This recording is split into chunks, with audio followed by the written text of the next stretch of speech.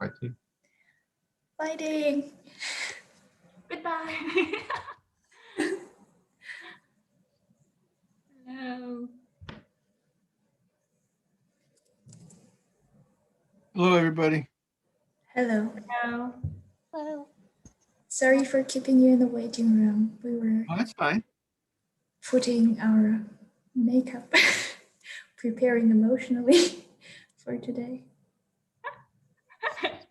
Especially Zach. Yes. Took the longest for makeup. Kidding. Okay. We're also Is preparing. my audio good? Can you all hear me fine? Yes. Okay. Sounds great. Professor King, Yes. about your visuals, you can share your screen, right? Well, let's try it.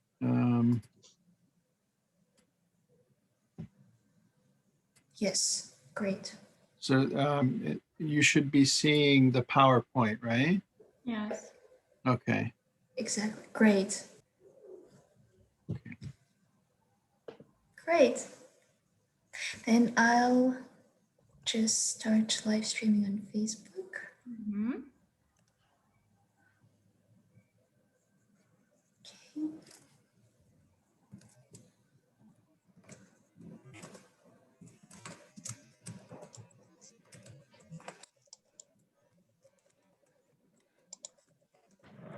Did you sleep well yesterday? Talking to me? Yes, because No, actually, I didn't. I've been a mess. I've been a zombie all day today. You Took don't a look nap, like though. that. Oh, I feel like a zombie. But anyway, yeah, I'll try and stay a little longer today. But Thank you very much for joining us at such a late hour for you. oh, I'm very happy to. I just wish I had everybody's energy. That's Sure you deceptive. will. I went to bed at 7 o'clock last night. Oh yeah. Oh, that's right. Well, you're in Texas, right? So Yes. I guess you're a couple hours closer to them though than me. We're heading into 2 a.m. Oh, right. Okay, I'm So going. it's even worse for. Oh, Yeah. well, Well, at least I will be on the same page with you, Dr. King. yeah. But you're younger. You can do it. I know. It's Saturday, right? Yeah, I can sleep in tomorrow. We'll see. We'll see tomorrow. Mhm. Okay, we're now live. On Well, how many Facebook. people attended yesterday in total? What was your total sort of attendance?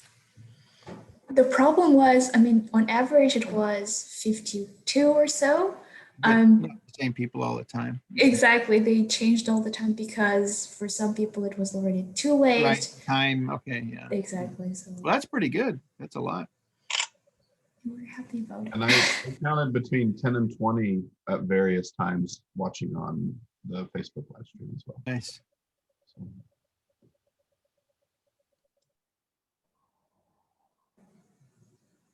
I think Professor Son cannot connect her audio.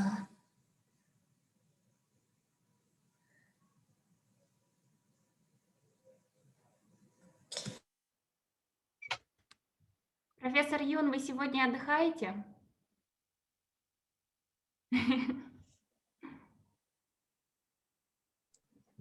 Да, хорошо.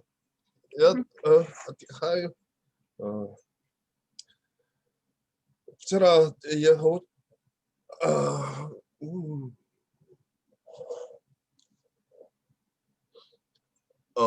now Korea is 5 o'clock p.m. Yeah, thank you so much, Professor Yun, that you stayed the whole day. Oh, It really? was really Oh, that's impressive. a big support. Yeah. Thank you. 감사합니다. Of course, this is my conference.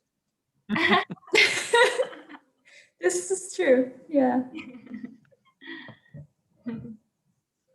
Oh, That's German Kim. convenient. Oh, nice. Okay.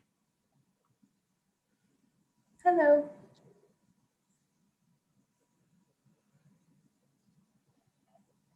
Okay, I will try to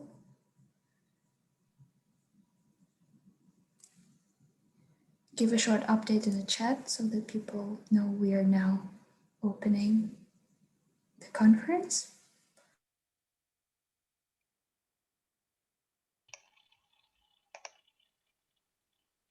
안녕하세요. 안녕하세요. Good 안녕하세요. morning, good afternoon, Yeah. good evening. 반갑습니다. 모두 다 이틀 동안 이야기하시면서 너무 좋아요. 기뻐요. 코로나 때문에 너무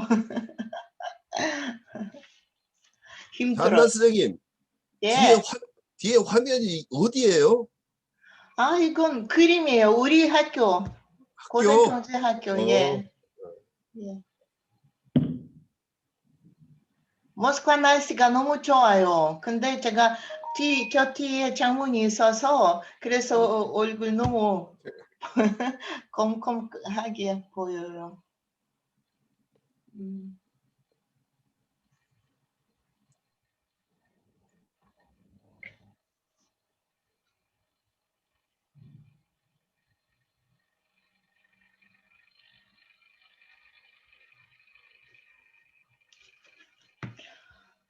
로스킨 교수님 강의를 하셔서 너무 반갑습니다. 처음 들어요. 별 재미 없을 겁니다. 왜? 젊은 학자들한테 재미가 별로 없는 것 같은데 저는 너무 반가워요. 우리 말, 고려 사람 말 대해서 강의를 해주셔서 너무 고마워요. Thank you.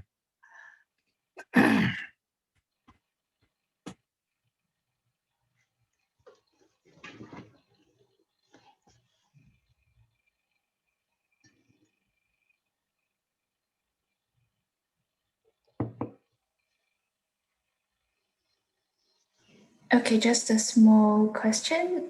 If anyone can check Facebook and see whether we are online there. I mean, I see it, but yeah, okay, great.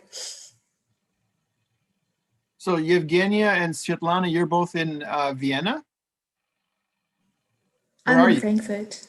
Oh, sorry, Frankfurt. You're both in Frankfurt, right? Annie is in Frankfurt and I'm in Vienna. You're okay. I've been confused. So Evgenia's in Frankfurt, Svetlana's in Vienna, and Zach is in Texas. Okay, Exactly. got it. And you're in Vancouver. Yes, and very How is happy to it? be here. Actually, yeah. It's spring is in the air. We have flowers blooming and warm temperatures. Sakura in the background. Well, that's not real. That's just a photo. That's nothing. But the sakura around on our street are almost ready. They're just starting to bloom. Oh, so Yeah. nice. Yeah. The same in, well, almost the same in Frankfurt. No sakura, but the temperatures are getting higher and higher. And yeah, spring is in the air. And so Zach in Texas, I guess it's no longer freezing cold and you have your power back and all that. Yes, everything's great here now, and it was Except 80 your degrees yesterday. governor keeps saying crazy Neanderthal things. Yes. Such is life. Yeah.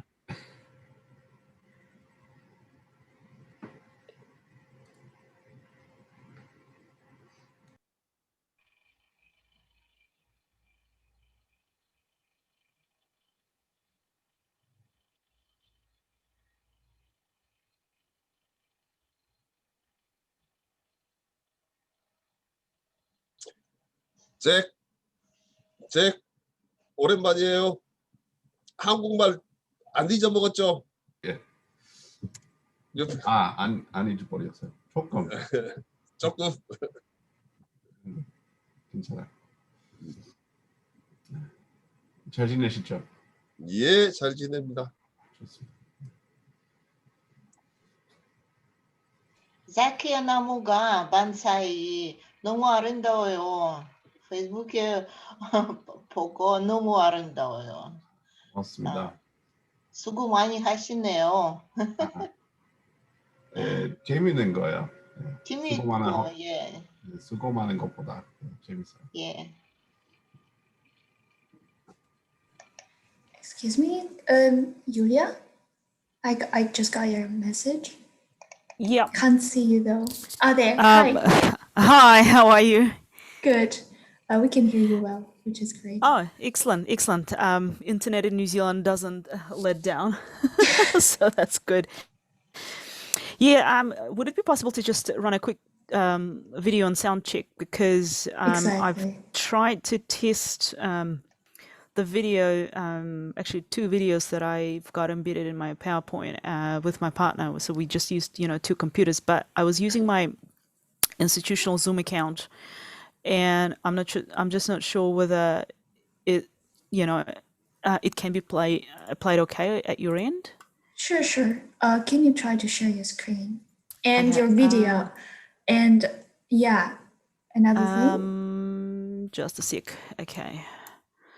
Oh gosh, all these numerous hours of Hey, online Rose. teaching and Hi, and Gira. Zoom. Hi everybody. Yeah.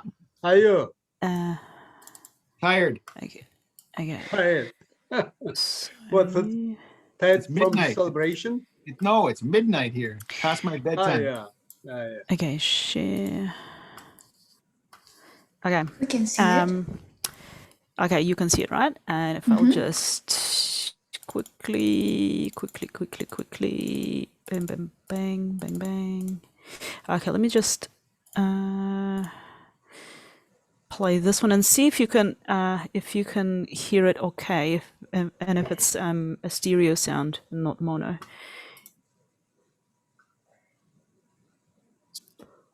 We cannot hear anything, and I assume this is because you need to share your sound on the computer. So, like, you Hang on need a sec. to click on share screen function, Yeah. and there. Hang on. Turn on the original. I've got turn on. Yeah. External microphone. External headphones. I think it's because of, if you hear it on your computer, the issue is with the Zoom. So when you Right. share your screen, can you Uh-huh. stop sharing for a Yep. second? Then when you click on share screen, there are different options like which window you want to open. And then there Okay. is share I got sound. it. Okay. And then there's another option, optimize for a video clip. Exactly. Do I tick that as well? I or not? think we could see it properly. Okay. So All you right. don't need to. I mean, you could potentially, but like the most Right. important for the sound is just click on the share sound. Okay. But you were able to see the video, right? We could see it, but not hear it. Yeah. Okay. Okay. Let's try again. Yeah. Oh gosh. Okay. So this is okay. Okay. Yeah, now we can hear Yep. it. Sounds good. Yeah. Looks Okay. cool.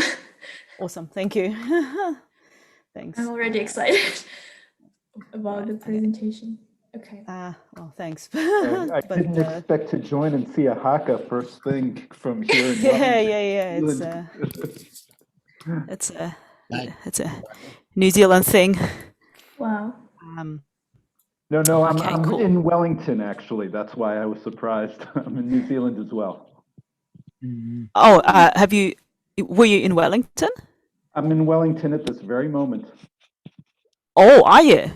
Yes, I am. Oh, cool. All right. Okay. Hi, Steve. Hi, Stephen Epstein from Ross. Hello, Rob. Thank you for your birthday wishes. Yeah, you're. Hi, Barbara Wall. Hey, Barbara. Thanks for joining. So happy to see you. Okay. Hey, Rose. Did you get my congrats video? Yes. By the time I heard yours, I was crying. Yeah. Suddenly the Dr. Zhu wrote there and they made this message. Yeah. Thank you. And Barbara too. And her boys sang me happy birthday. Thank you. You were. That's now my not sound an is ordinary back. birthday, right? That is your egg up. Yeah. unfortunately. A milestone.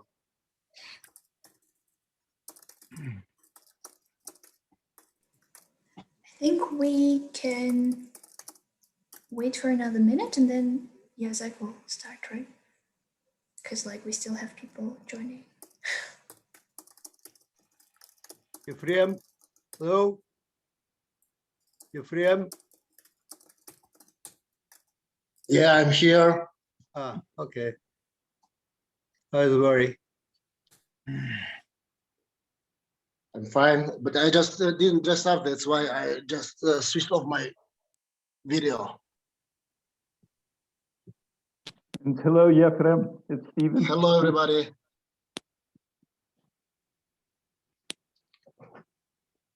Nice to meet you.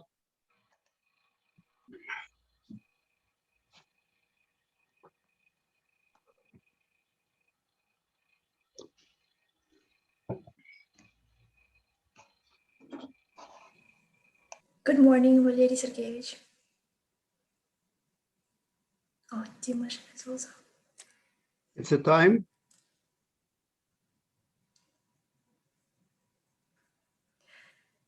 바르바라, I 안녕하세요. think 반갑습니다. 선생님 반갑습니다. 예, 저도 반갑습니다.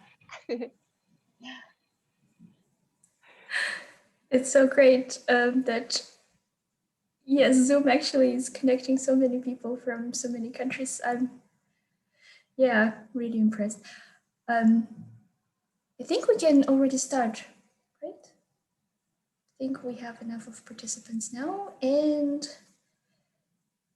yes, I'll ask Zach actually to directly help it Of course. and start the day. Thank you, Evgenia.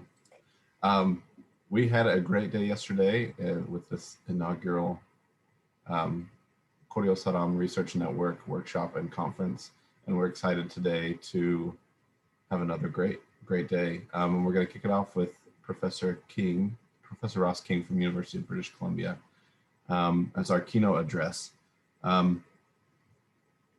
He's coming to us live from Vancouver, British Columbia. Quite the birthday present to present at this conference at 1 a.m. But we're glad to have him with us. He is a trailblazer in Koryo Saram studies, not just geographically, but thematically as well. With his research on linguistics of Koryo Mar, it's really unrivaled, the research that he does and the works that he's produced. His work is extensive, but for our purposes, we emphasize and embrace his Koryo Saram related research, of course. And we're just a bit selfish in that way. But by his own admission, he's excited to be diving back into Koryo Saram, Koryo Mar research after a decade as the UBC Asian Studies Department head. And today we look forward to hearing about his research on the origins of Soviet Korean language in the Russian Far East prior to the watershed 1937 deportation. So thank you for Professor King, and the time is now yours. Thank you very much. And before I fire up my PowerPoint, let me just thank the organizers and in fact, congratulate them on putting together this network and this conference. I started my first trip to then the Soviet Union to work on Soviet Korean projects was in 1986. And my last trip was 2005. So for almost 20 years, I was going back and forth probably 13, 14 times and working intensively on this. But at the time, I literally felt like outside of the former Soviet Union, that there was no community whatsoever, that nobody cared about this and nobody else was working on Koryo Saram. And then right about after 2005, I sort of had different responsibilities, different projects took over my life, and I've been away from it for more than 10 years. And finally now I'm coming back to it and everything has changed. There is a community of scholars all around the world, and it's fantastic. It really sort of energizes me to get back into all these materials that I collected. So again, congratulations to Svetlana, Evgenia, Zach, and everybody who's taking part in this really interesting workshop. So let me now share screen and fire up my PowerPoint.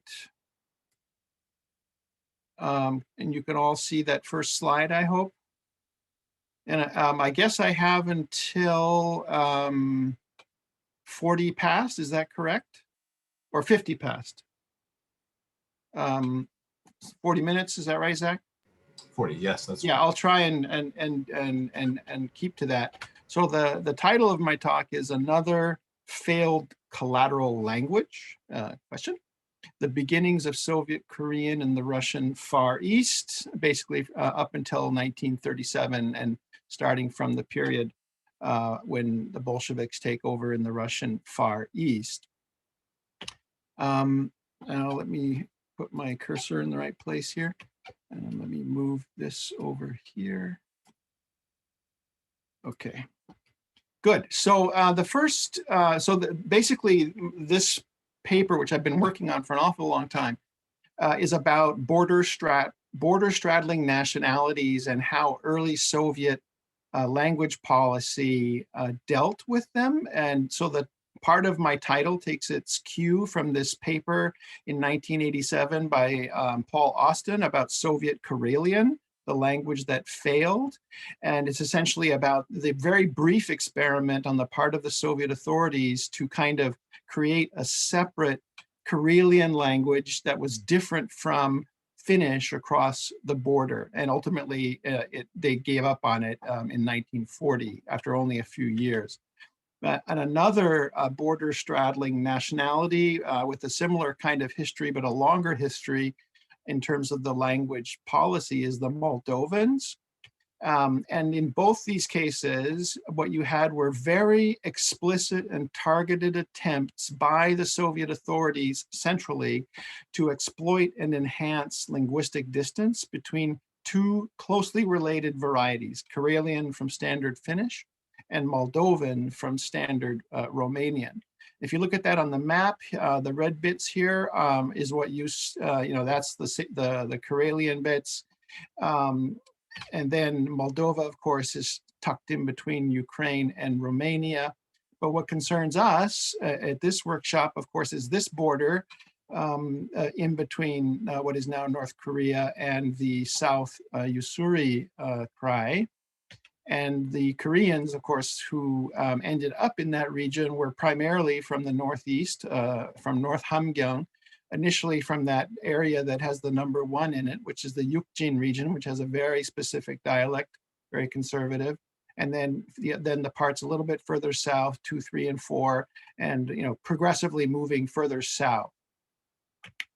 The one book that has really informed my research and which I think is very important as we think about the Soviet Koreans in this time period is Terry Martin's book from 2001 called The Affirmative Action Empire, and the subtitle is Nations and Nationalism in the Soviet Union 1923 to 39, so more or less the same period we're talking about. He's a professor at Harvard, I think still.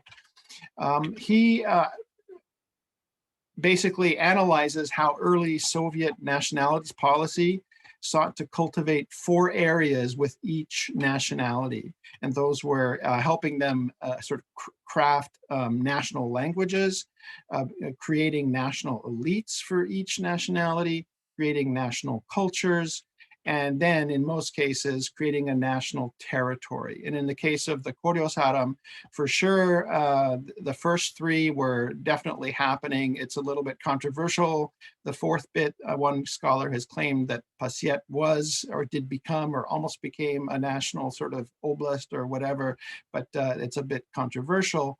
But in any case, the Koreans, the Koryo Saram were objects or targets of these policies like every other nationality.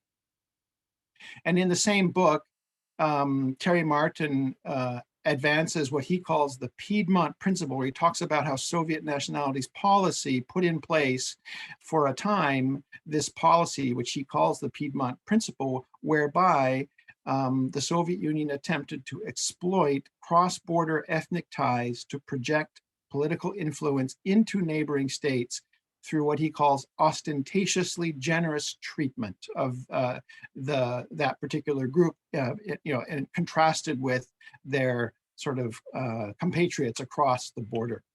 He also pays a great deal of attention to the center, Moscow, versus the periphery and the different dynamics and tensions, which is also very relevant because the Soviet Koreans, the Koryo Saram, were in a very peripheral region vis-a-vis Moscow, and oftentimes were kind of not really attended to, or there were no experts in the center really about Koreans.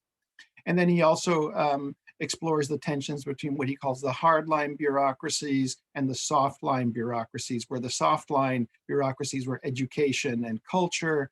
The hard line, of course, were the people who already from the 1920s were planning the deportation, while their colleagues in the soft line bureaucracies were helping with creating a national language, a national culture, and a national elite. So the question I'm trying to answer is, was there such a thing? Was there a Soviet Korean language?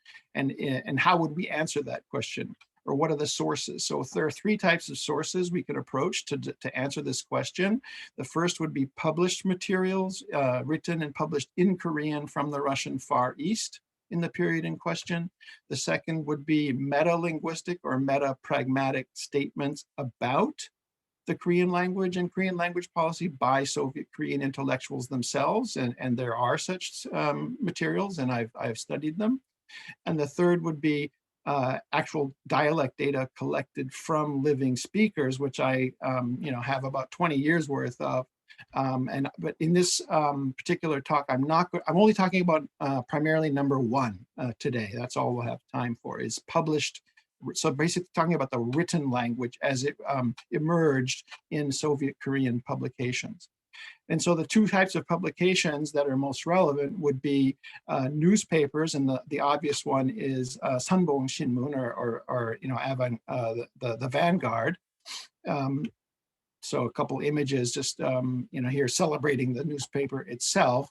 And though these are now well known and have been exploited by scholars even in South Korea now.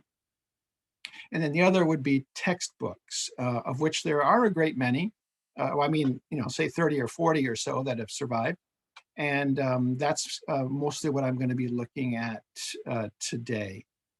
And this Pulgan I was the sort of, there's a whole series of these from the late 1920s. This is a sort of a teacher's manual for another textbook. And what I guess the point I'm making with this slide is that you'll notice that they use lots of hanja in these materials.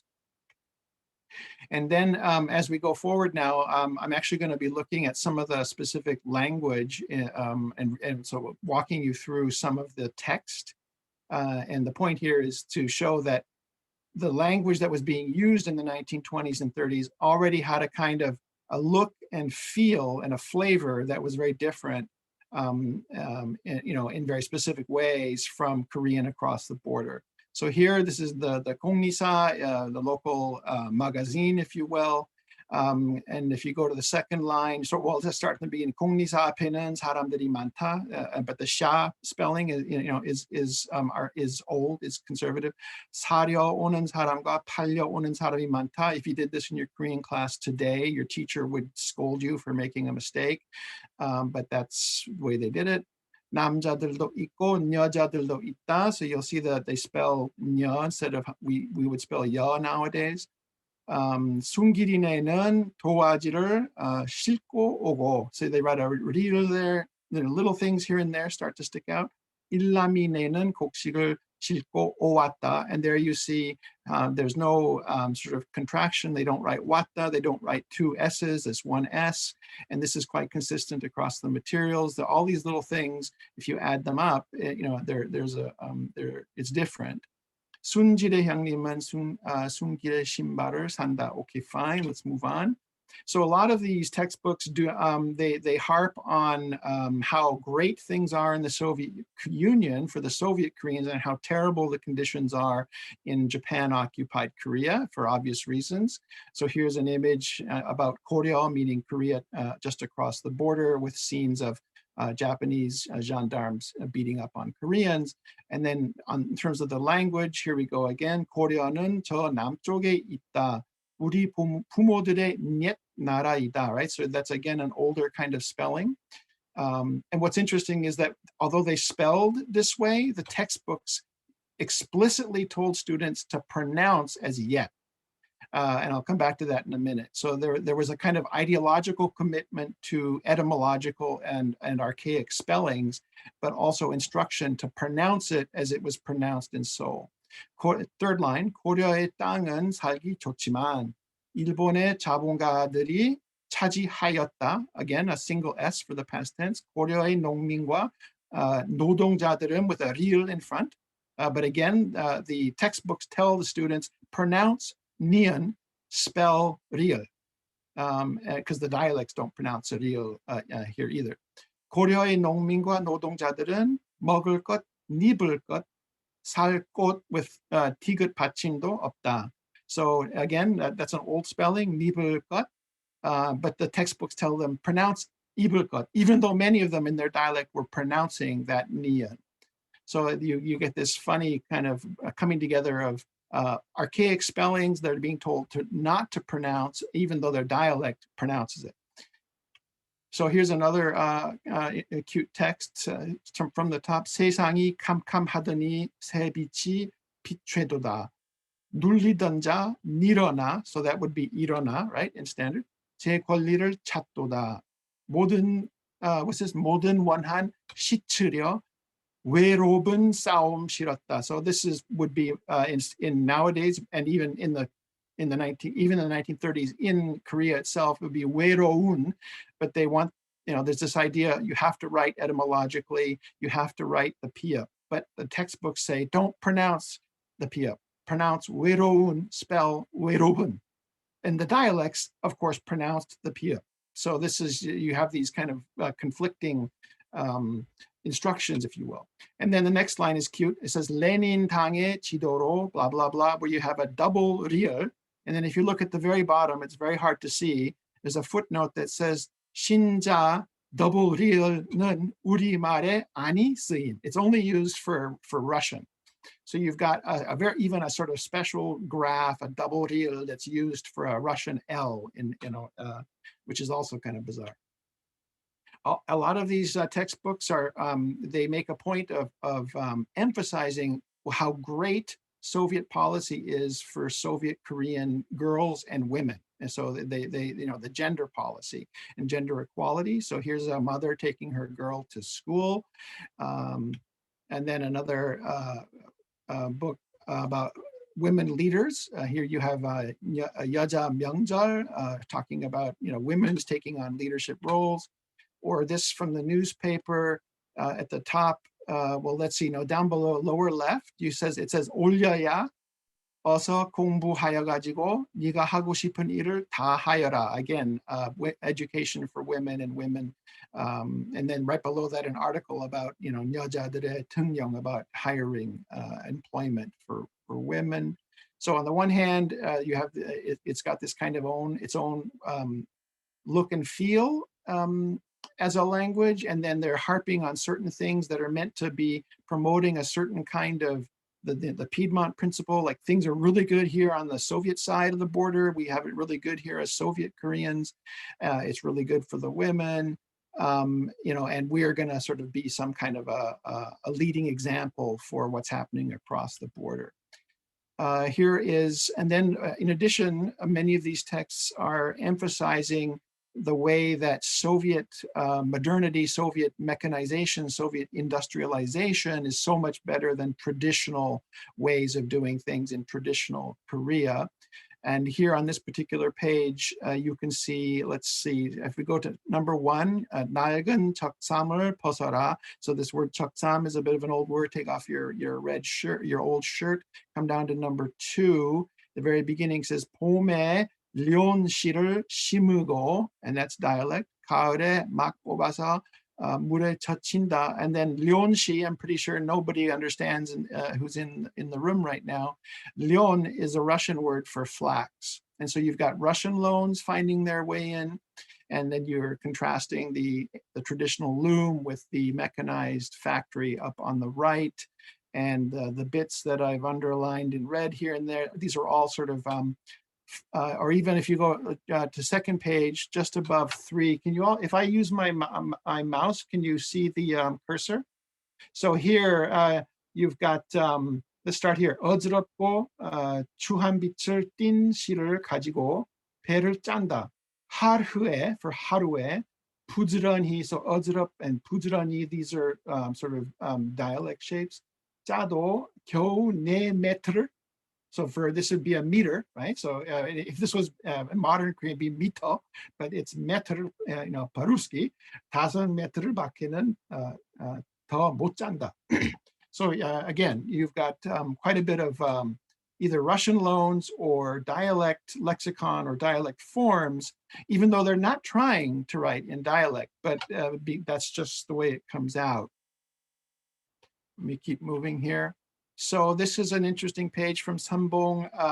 It's hard to see, but at the very bottom, what it says, the caption says, 48살에 처음 문맹 퇴치소에서 공부하는 여자 리 와르와라. So that's Barbara.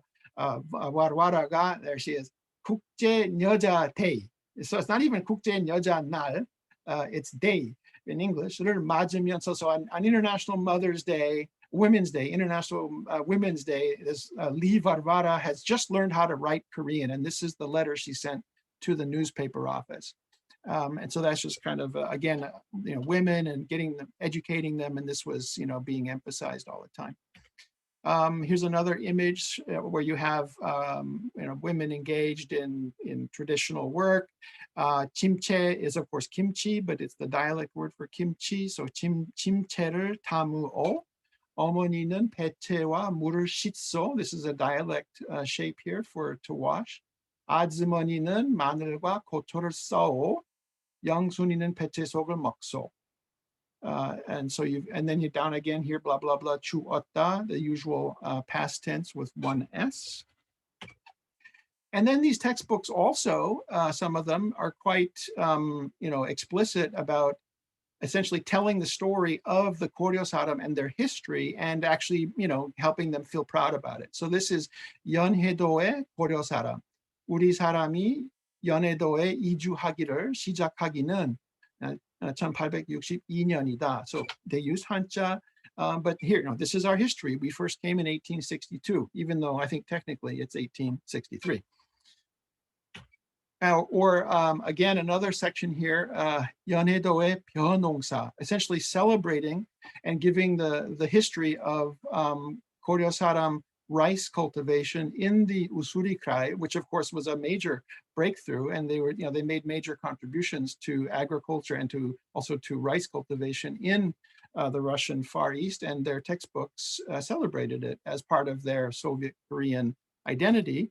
And here you have another textbook which is contrasting the kind of non-Korean Russian way of farming in the Russian Far East, which is presented as rather wasteful and inefficient, compared to Urishik Gyeongjak, the way we farm, and celebrating and saying, because the Koreans were famous for having much better yields in their agriculture than the other populations in the Russian Far East.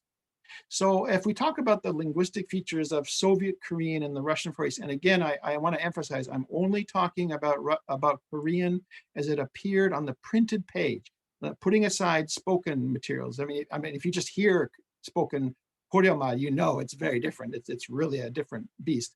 But on the page even, and just talking about printed, written sort of official language. So it had a pronounced regional flavor, which was of course North Hamgyong, so northeastern, and in many ways, very, very northern tip, because the first people to cross the border were mostly from the Yukjin region. It had an orthography that was distinct from what was being used in Korea at the time. And we've seen already that there was this strict separation of the a ending, that what linguists call the infinitive vowel, from the verb stem, as well as writing the past tense with just one S. And these are just a couple features that I'm sort of, there are others we could talk about. But to give an example, here's that form, 자빠졌다, somebody fell down, this one. And you can't even write this syllable with a 받침 double piup. You can't get that even in Are Hangul, definitely not in Microsoft Word, but you can't even get that now in Are Hangul. It's that bizarre. And so they were very strict in the way that they spell. So then here's another textbook, which is kind of cute. Let's read it together. So 꼴호주는 크어간다. So this, of course, is 커간다. But again, there was this idea that you're ruthless about separating off the ending 어 from the verb stem. So the verb is 크다, and this is, but you write 크어간다, but of course you don't pronounce that. You say 커간다. 마소도 불어난다. 모도 기계 천지다. 토호는 쫄아든다. 그 살림은 마사진다. That's a nice dialect form for 부서진다. 거의 죽어간다. And then at the bottom you have a little 수수께끼, a riddle. 농촌에서 남의 등에 살던 배뚱뚱이 무엇이냐?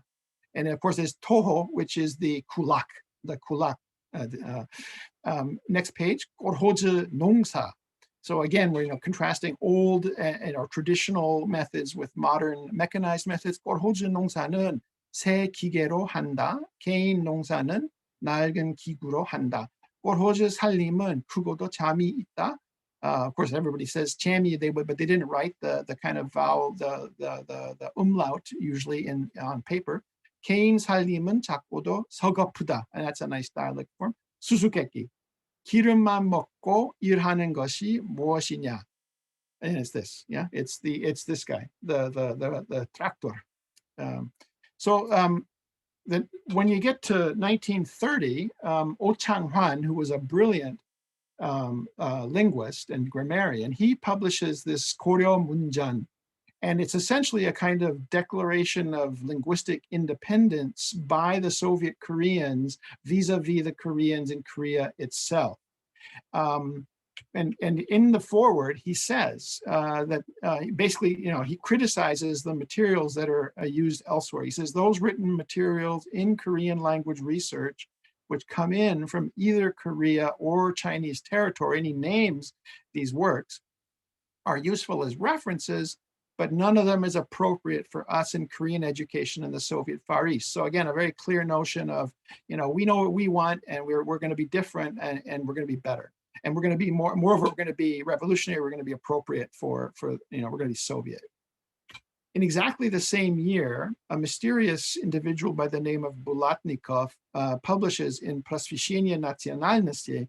He writes this article, a very short article about the Latinization, basically advocating for Latinizing Korean writing, for getting rid of the Korean alphabet and writing Korean in the Latin script. Of course, this was happening all across the Soviet Union to all of the languages of the USSR.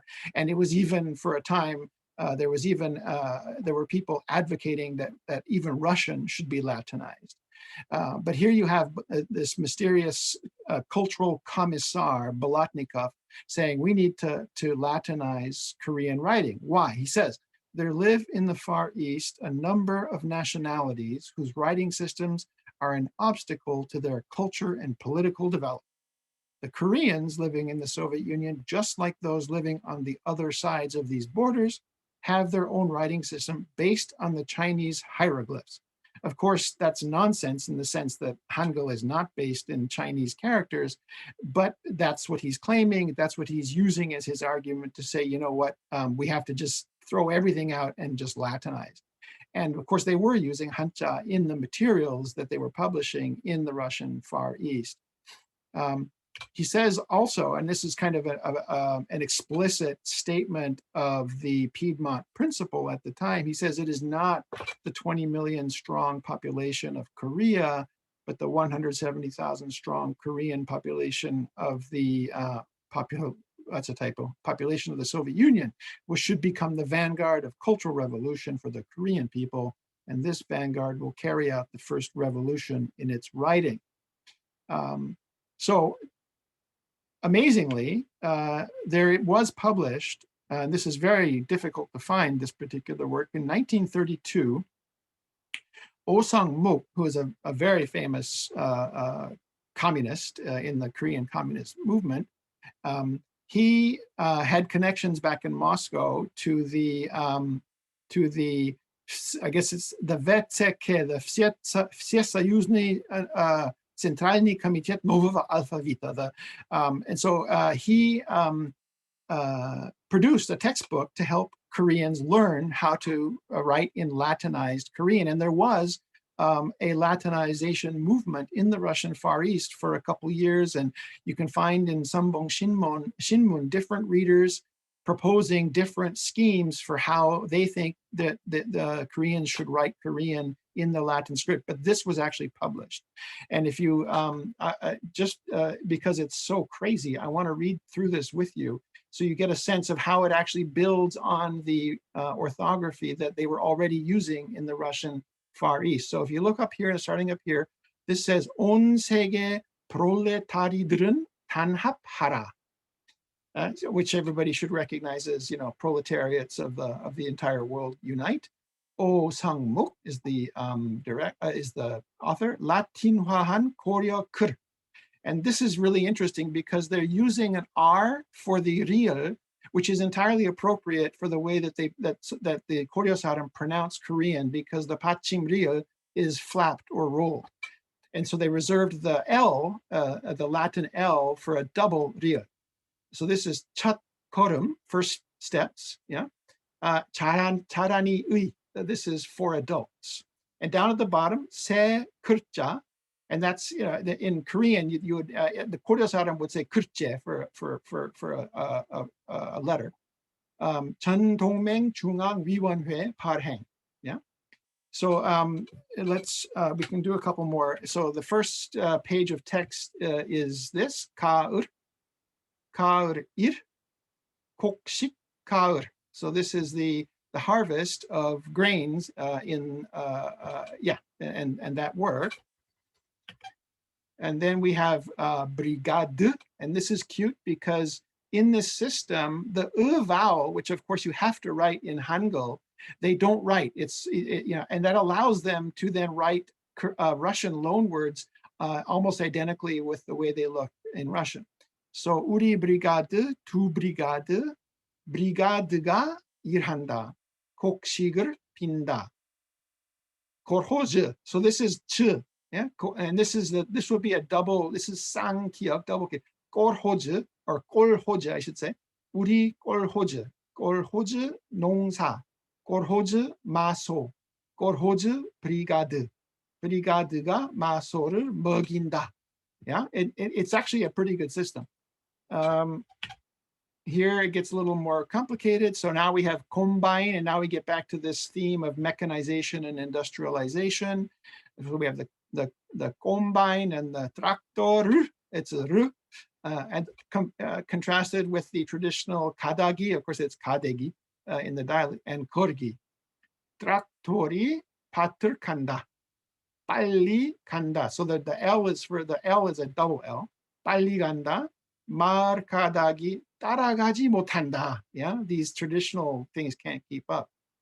콤바인이 곡식을 빈다. 또 두드린다. kolhoz 농구가 좋다.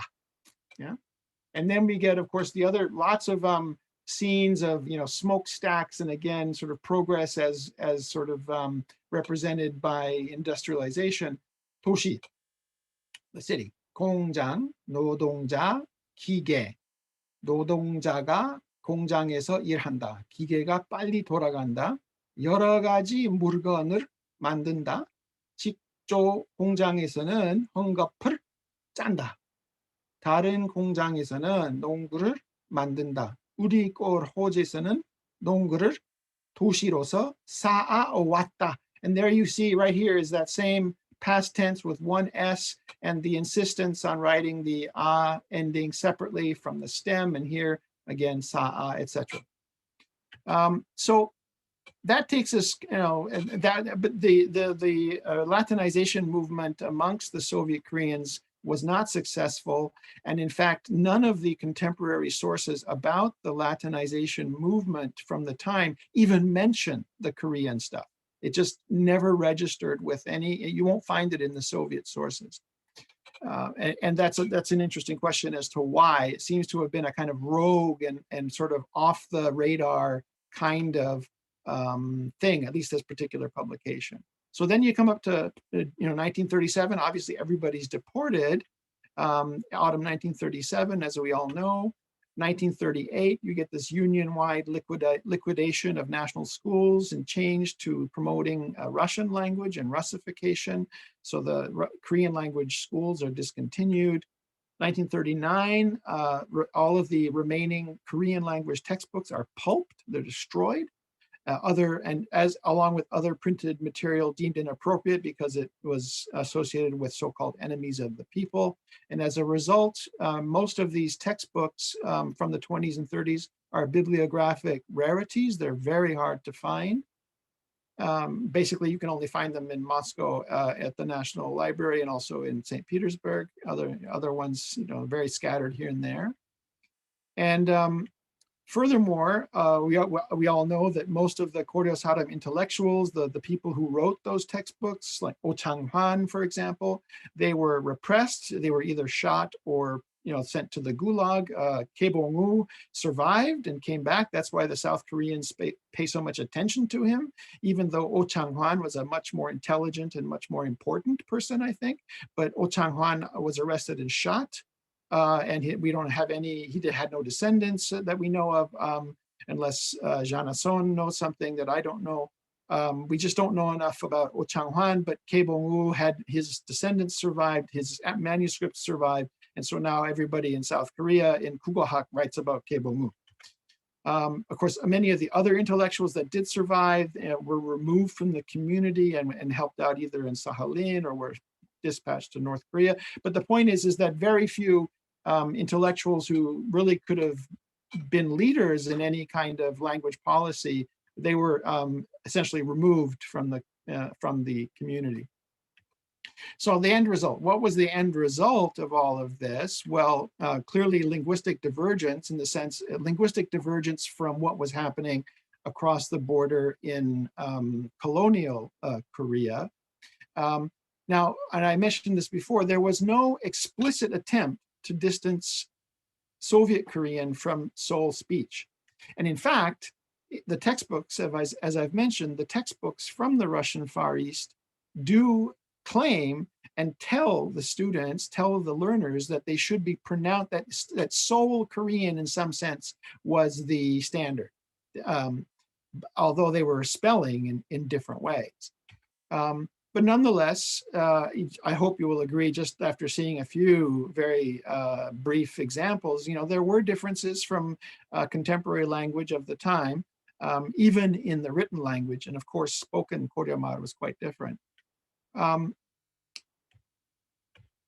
So I am claiming that due to the following four things, so due to one, pre-existing Korean dialect constellations on the ground, namely a very, very robust northeastern Hamgyong, North Hamgyong dialect sort of mixing and leveling situation where people were speaking some variety of Hamgyong Korean, and due to ideologically motivated orthographic choices, namely spell etymologically, 보는대로, 원음대로 적는다 is what they say in the textbooks.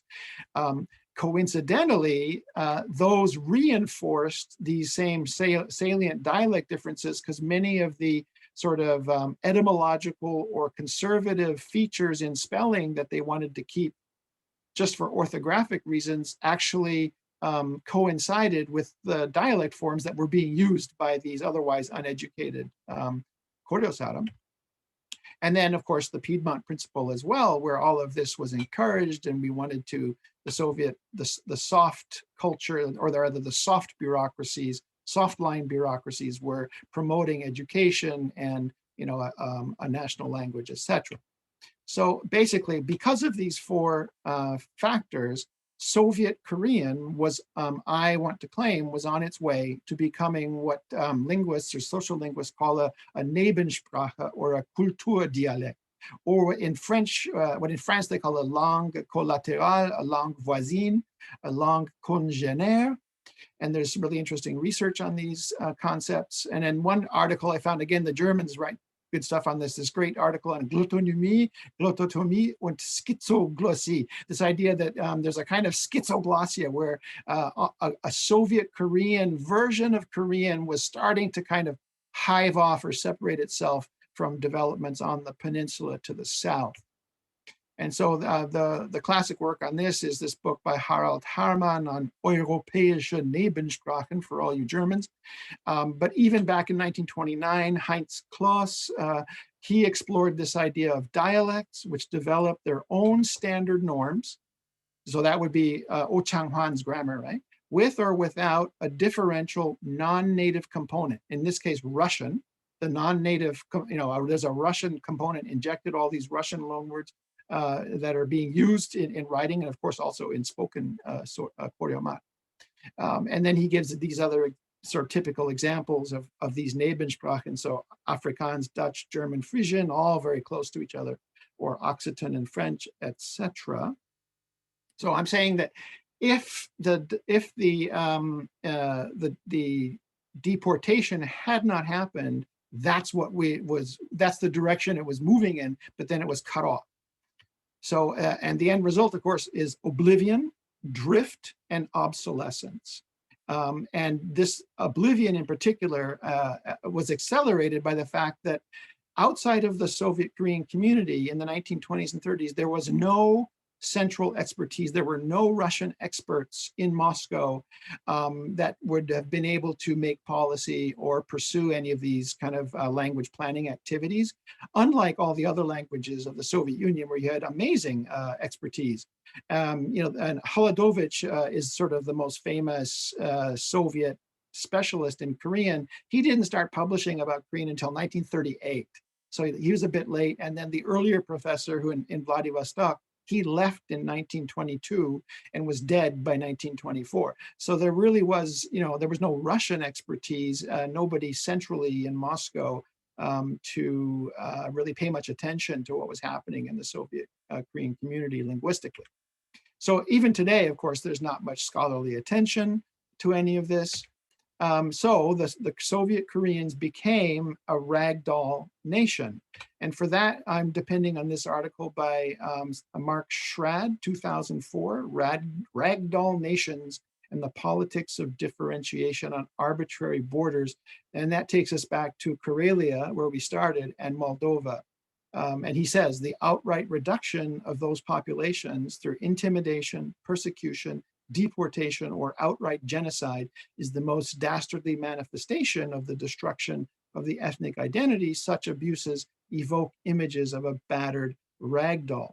And so in essence, the Koryo Saram, or at least Koryo Mal, was kind of, basically tossed out like a ragdoll and just kind of abandoned and left to its own devices.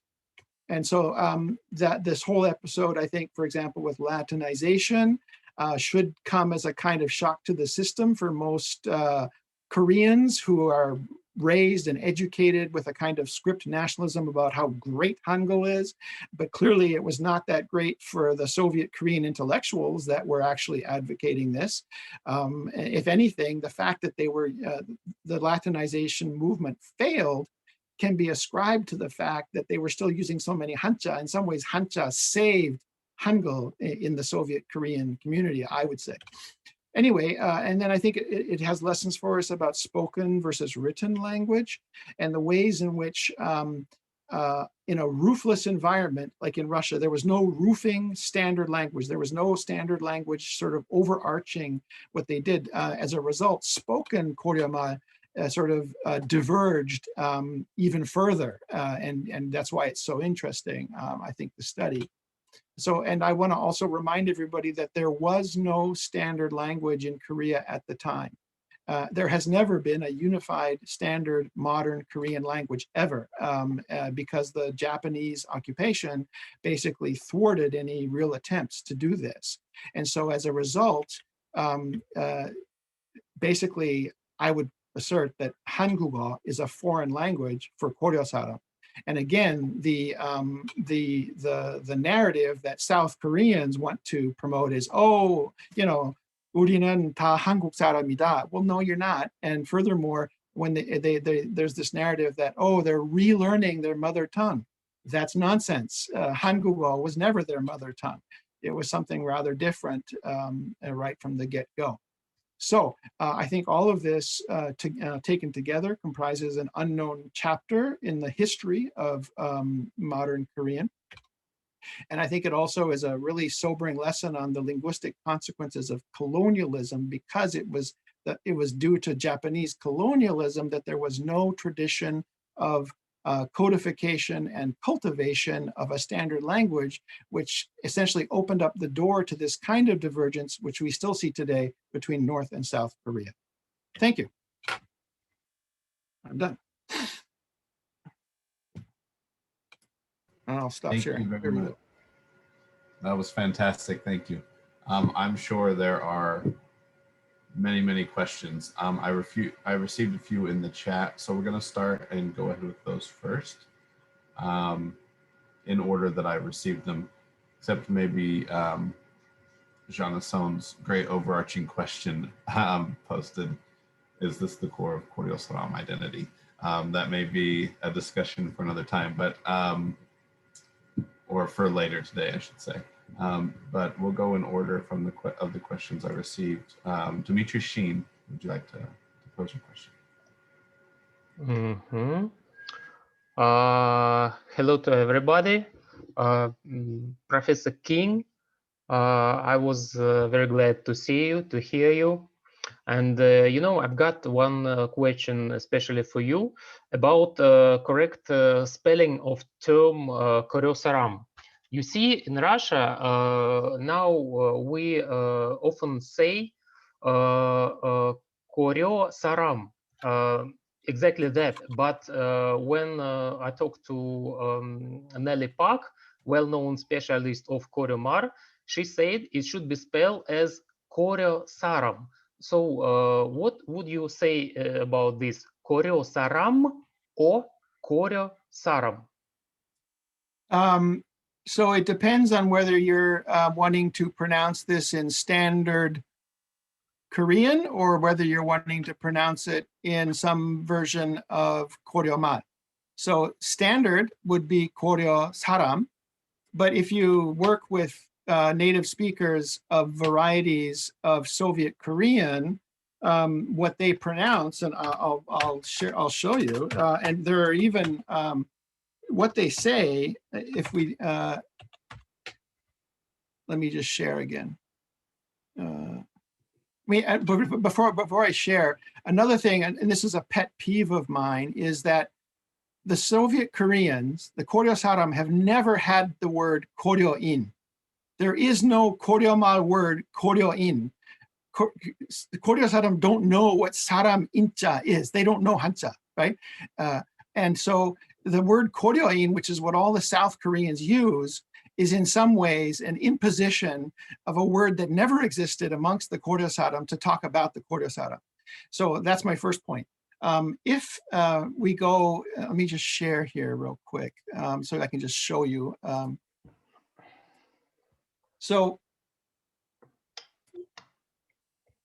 I'll blow this up. Too much going on my screen. So, you know, this would be standard, right? That's the standard way of, standard South Korean way of saying Koryo Saram, fine.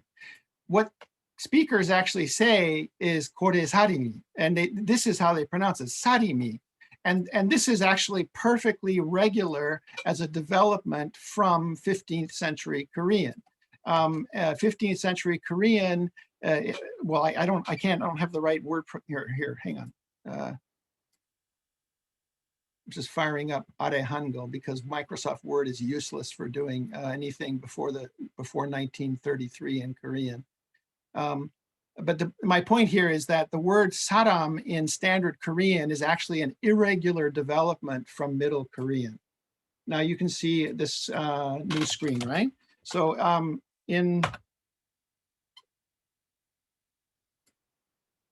we go, okay. So in Middle Korean, the word for person was, just get rid of this. bear with me here. There. Okay, so I don't know if you can see it. It had the old vowel, the are, yes? Everybody see that? All right. So Yes. when you add e, by regular sound change, the form sa ram becomes sa rum, and then when you add e, the rum becomes rim, and so that's why you get sa rim e. And then it even becomes, for most speakers, is sarimi. They say Koryo sarimi. It's perfectly regular according to the laws of sound change. It just it depends whether you're wanting to say this in standard Korean or in Koryo ma. In the same way, the word for Koryo ma is actually Koryo, mari, right? It's Koryo mari, like this, or even Koryo mari, but in standard it's Koryo ma. So most people are kind of oblivious to those facts, but that's what's going on. It's the kind of thing that linguists care about, but it's a confusion as to whether we're talking about standard Korean or whether we're trying to be authentic to the way Koryo Saram actually pronounce it. And of course, most South Koreans can't be bothered with the way the Soviet Koreans do it, and they want to just impose their own terminology. So you mean both terms are correct? Yeah, well, that would be the diplomatic way to say it. Yes, yeah. Okay, thank you very much. But the point is that the Koryo Saram way of doing it makes perfect sense from the perspective of sound change. Yeah. Okay, thank you. Sorry for the very long-winded answer. That was great, thank you. There's also a question from Lauren Kim. Would you like to voice your question, or should I read it aloud for you?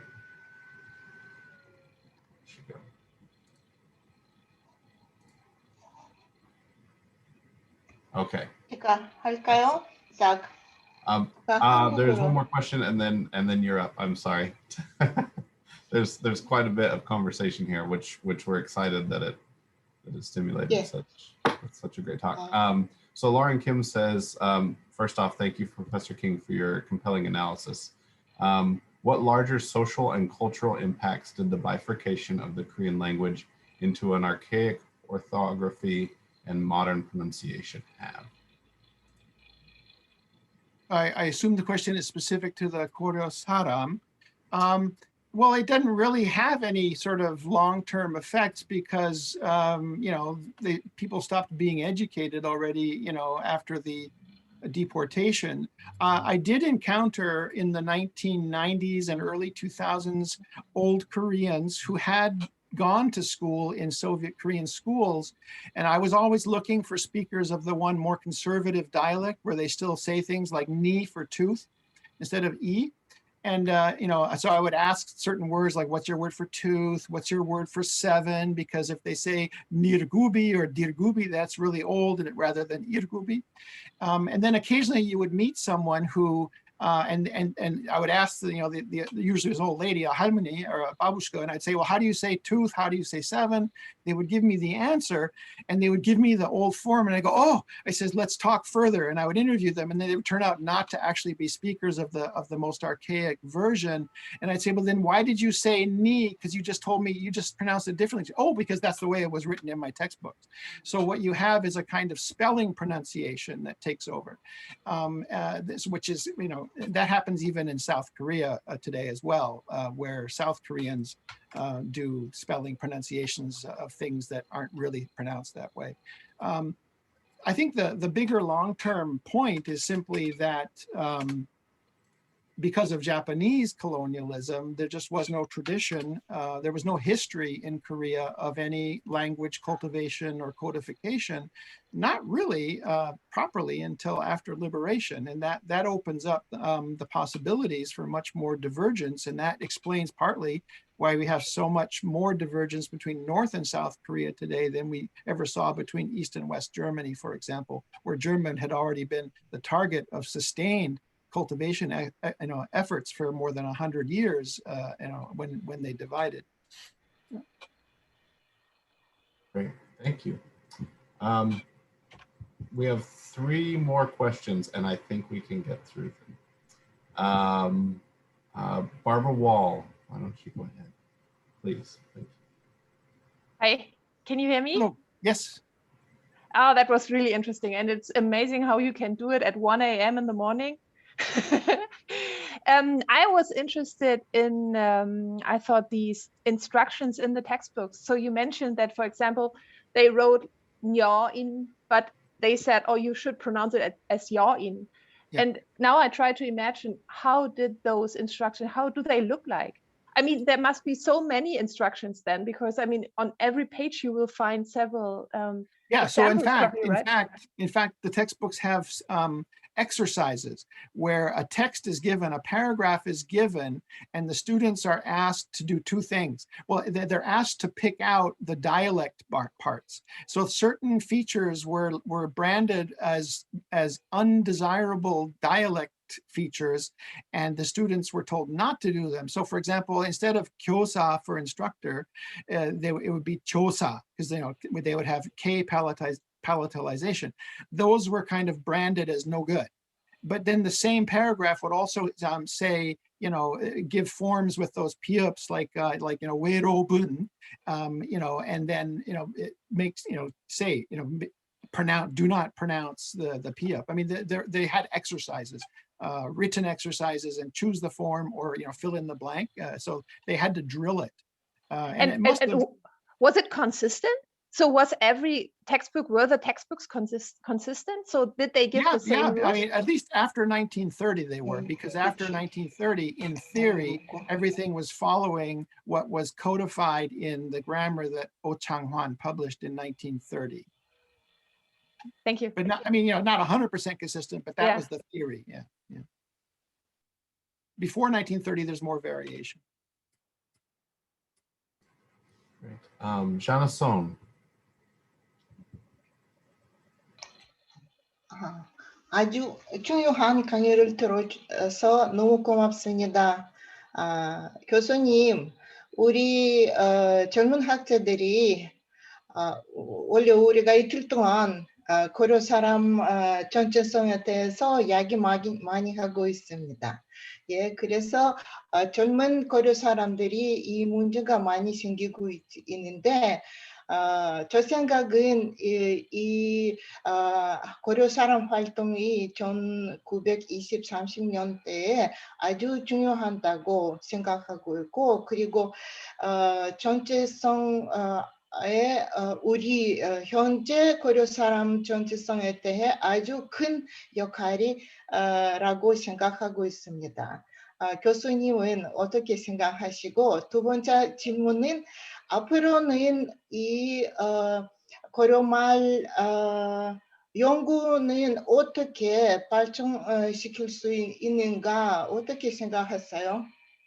그리고 현대 한국어와 고려말 비교할 수 있을까, 이런 연구를 할 수 있는가 생각하고 있습니다.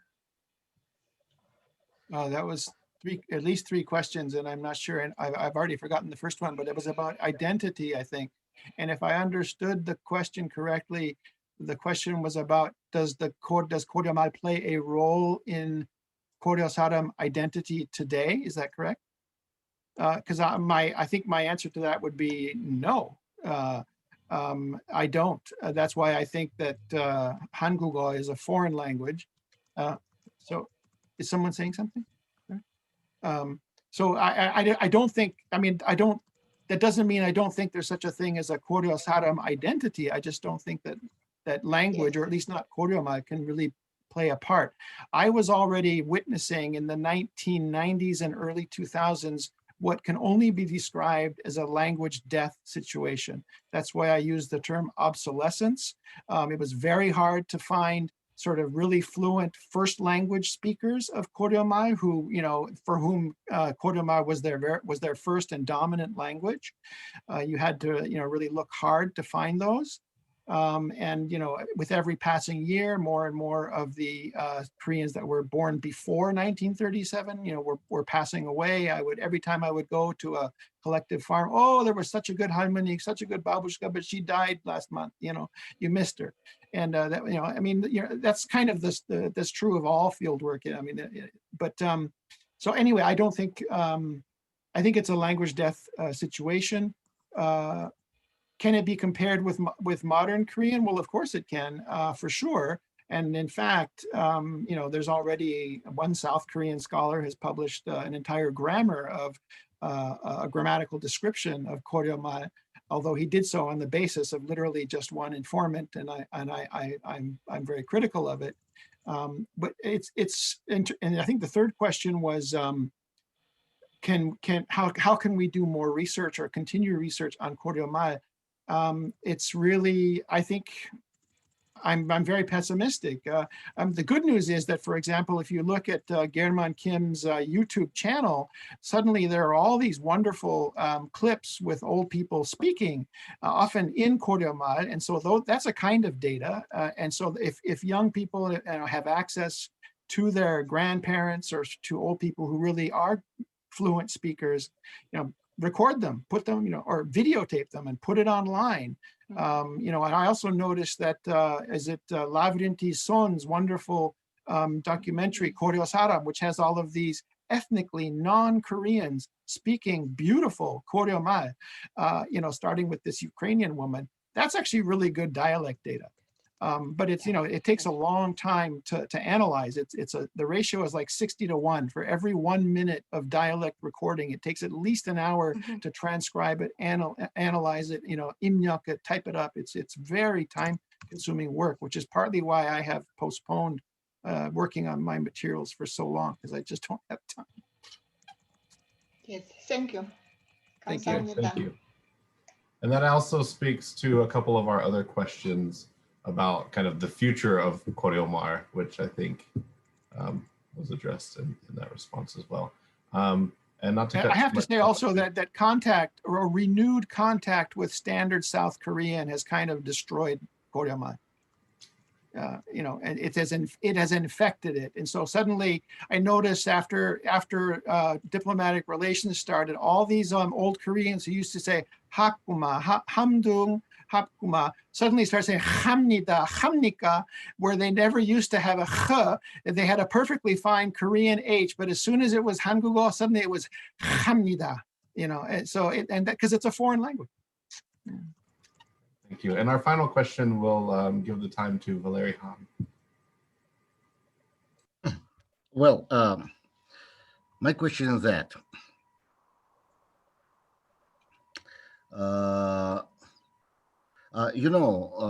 that Professor Kosanu and Nelly Pak, in the beginning of 90s, they tried to revive Koryo Ma, and they considered very strongly that our community must have own language, not Korean sole standard.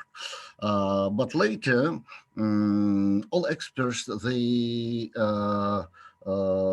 said that probably it's impossible, and probably soon Koryo Ma will die, and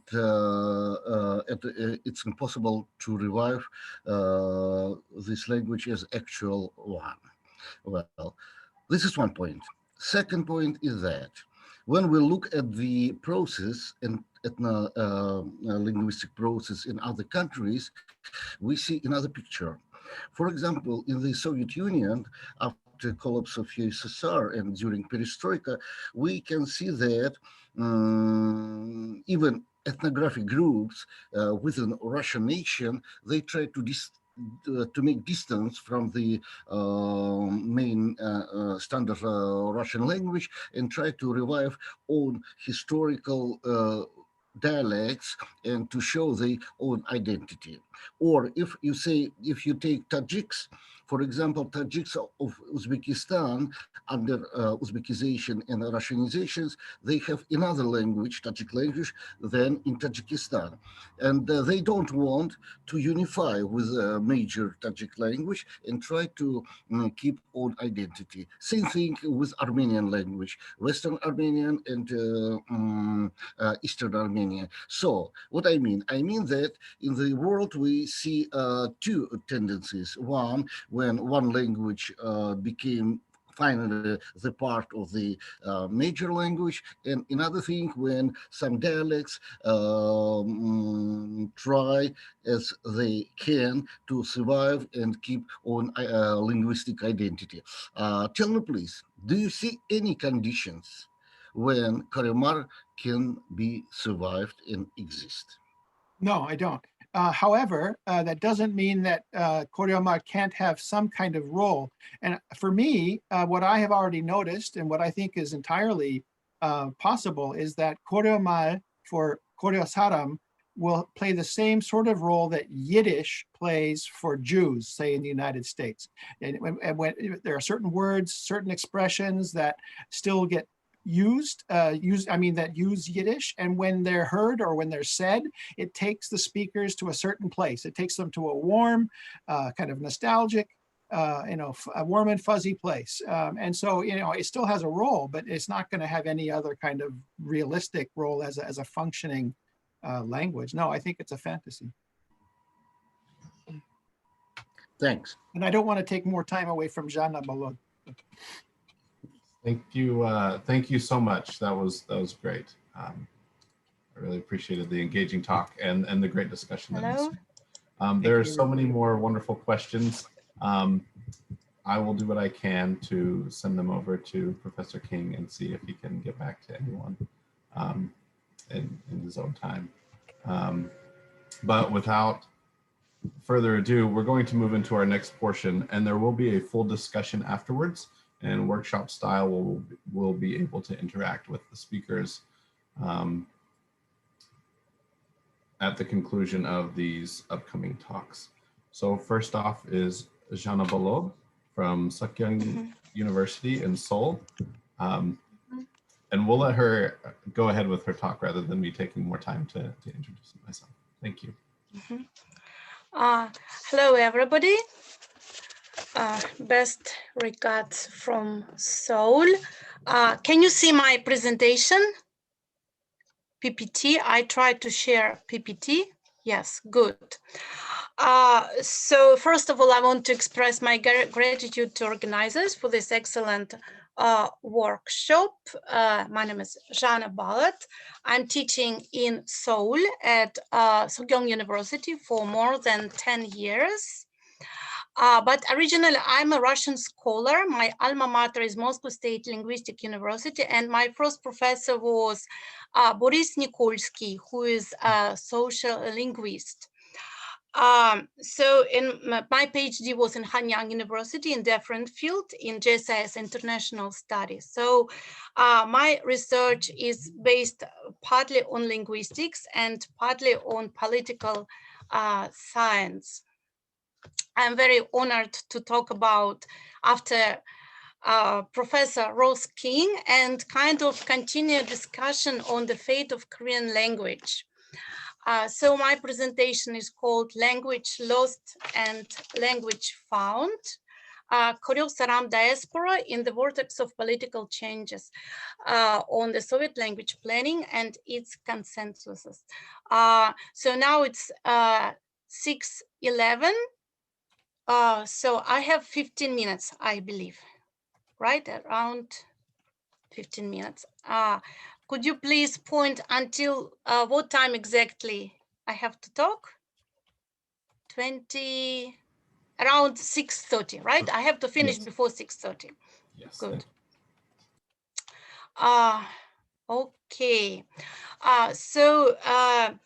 My paper examines how the Soviet language planning policies affected the current language situation of Koryo Saram, the Soviet ethnic Koreans diaspora deported in 1937 from the Russian Far East to the Central Asia. The Korean diaspora is looked through dimension of political linguistics, which stresses the role of language both as a political tool and also subject of political influence. So it is not exactly linguistic discussion, it's more political discussion.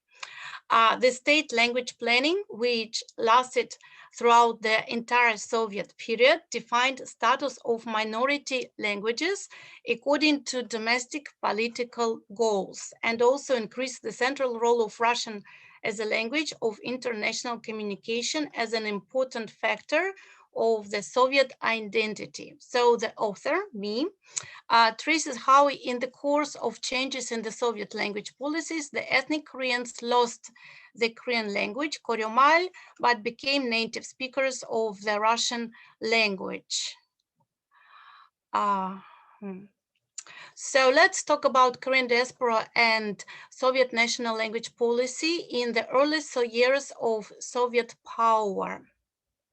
At the beginning of the 20th century, Russia lagged far behind European countries and United States in terms of literacy. So according to 1897 census, only 21.1% of Russian population were literate, and the situation was much worse in the periphery. Like in the Central Asia, just 5.3% of population could read or write.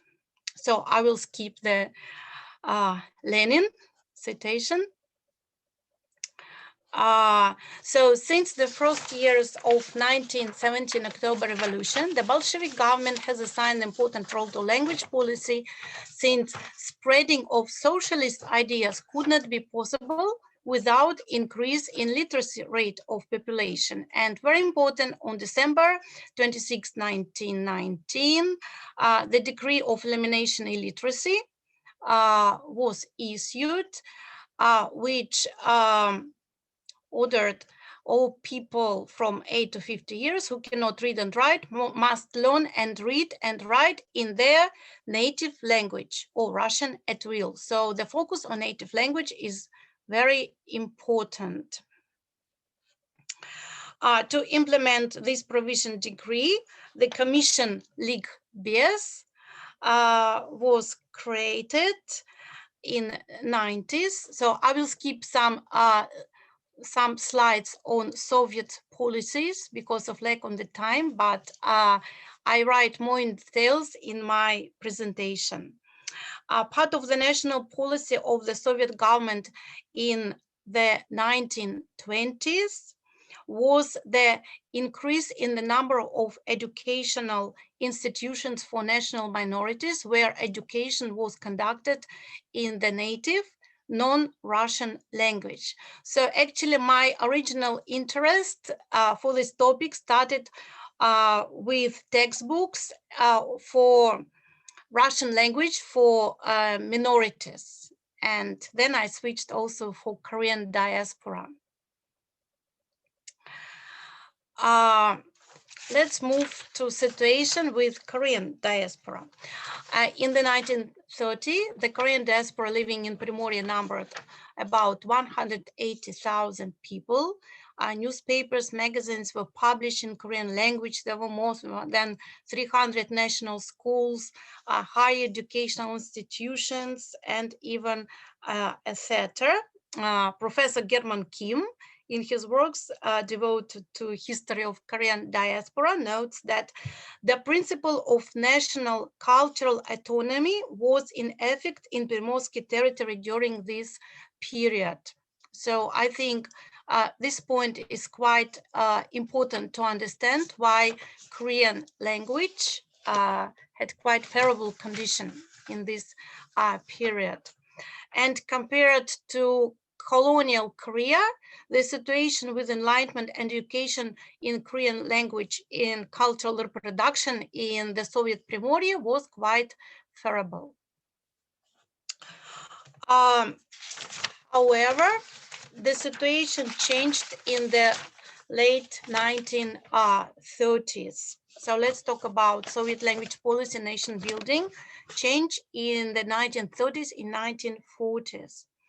The second stage of the Soviet language policy and nation building began in 1930s with adoption of the Soviet Constitution of 1936. It marked a turn from supporting education in the language of national minorities to supporting and strengthening role of Russian language as a means of inter-ethnic communication. Another important step was reorganization of national schools.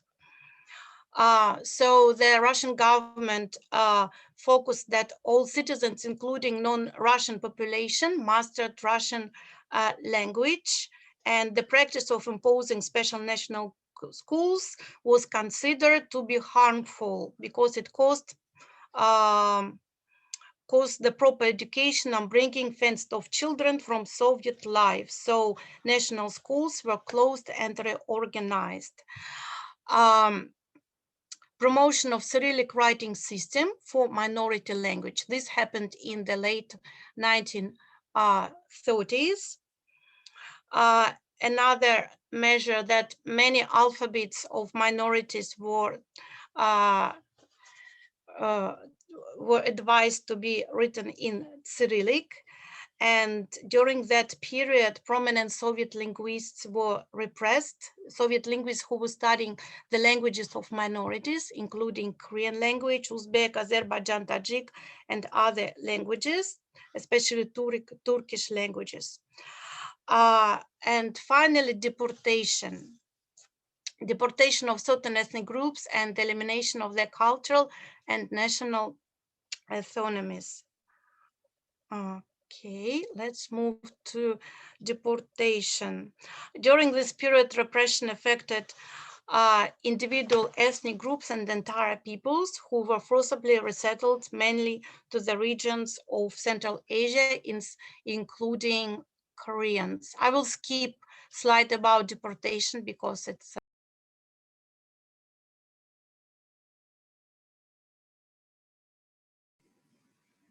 Sorry, you were muted by accident. Sorry. I don't know how it happened to my mic. Okay. So can you hear me well? Evgenia, it was you who cut my mic. Okay. So I will continue.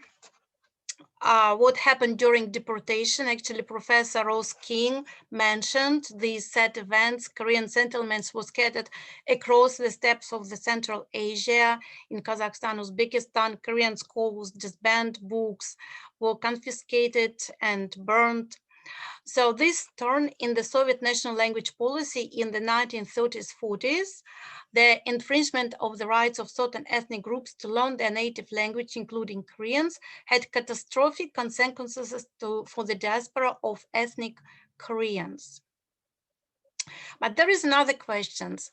This period was not long. It lasted just until the death of Stalin. By the way, Stalin, the anniversary of Stalin's death was yesterday, was the happy good day for many people. Stalin died. What happened after the death of Stalin? After the death of Stalin, since 1950s, the Soviet state had consistently pursued a language policy aimed at forming a new civic identity, the Soviet person. So this policy was supported by Khrushchev and his famous idea about Soviet identity. So special role in the formation of consciousness and identity of the Soviet person was assigned again to the Russian language. Teaching the native language in the system of national schools was preserved and developed, but the teaching of discipline in native languages, including Korean, was carried just in elementary schools. By secondary school, the child had to master Russian language to understand subjects in Russian language. So there was no secondary and higher education in minority languages. Thus, even with the remaining lingualism of the peoples of the USSR, the Russian language occupied dominant position. Okay, let's move. So even the period of persecution of Korean language within the framework of discrimination language policies was not long. It lasted until 50s. Even if you see this photo, the Korean language textbook was published in 1956, just 3 years after the Stalin death. So this period was not long.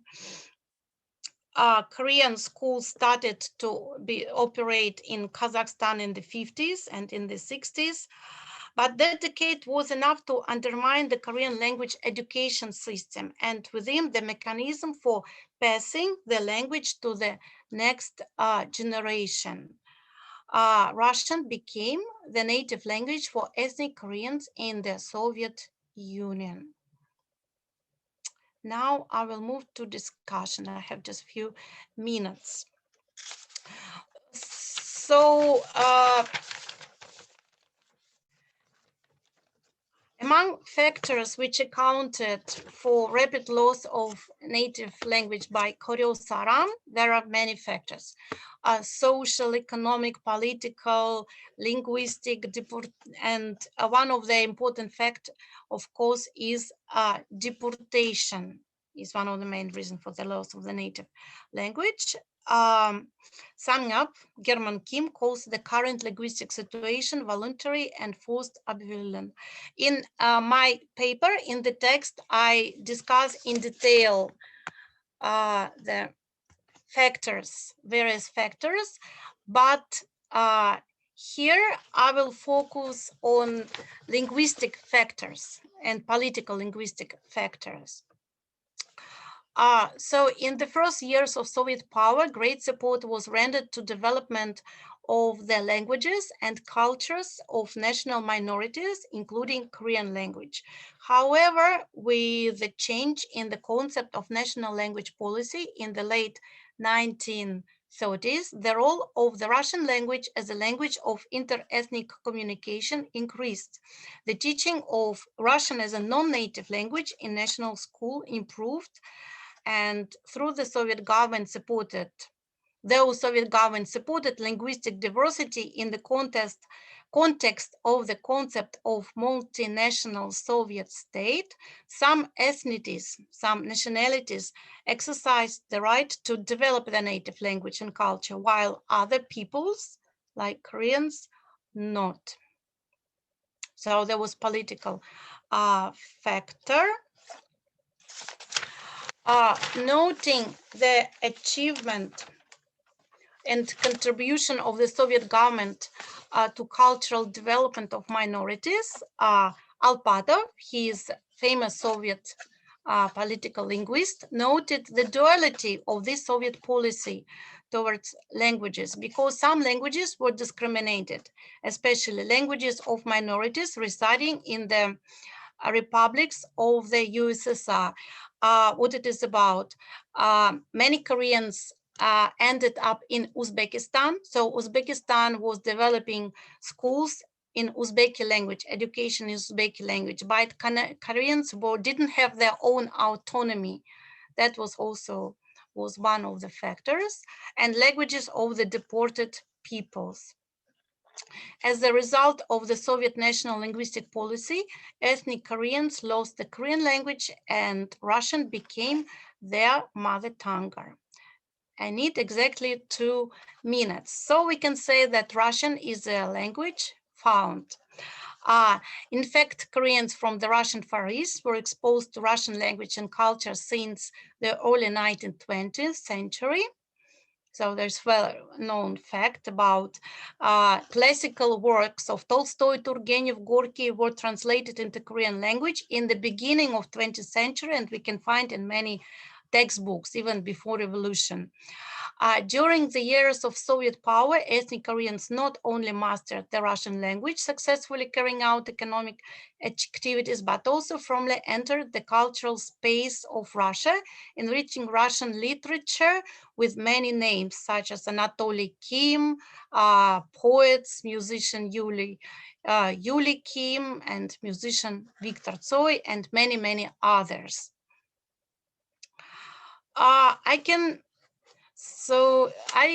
We can talk about the quite new identity of Koryo Saram, which is new language, Russian language.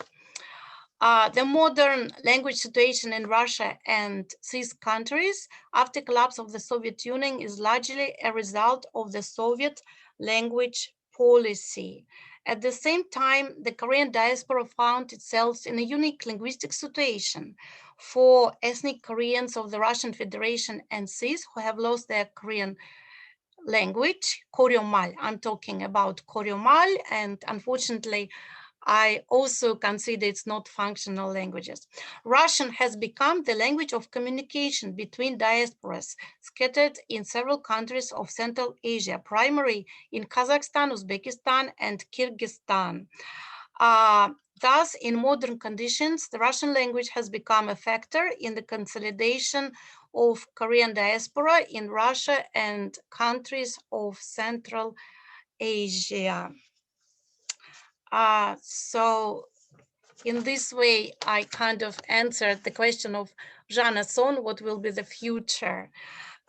So far, the Korean diaspora, Koryo Saram, they are communicating in Russian language with each other. And it's true, when they arrive to South Korea, Korean language is foreign language to them. Thank you for attention. I think I did my best to keep the time. It was perfect. So most I worried about the time because in fact, the text is much longer. I had to cut lots of facts and data from text. And if any questions, I think we will discuss after presentations. Is that correct? Yes, that's correct. We're going to have a full discussion section following all of the presentations. So if you have anything, write it down so you don't forget. I'm sure there are many, many questions awaiting. That was a great presentation. Thank you, Janna. Next up, we'll be hearing from Olga Belokon from the University of British Columbia.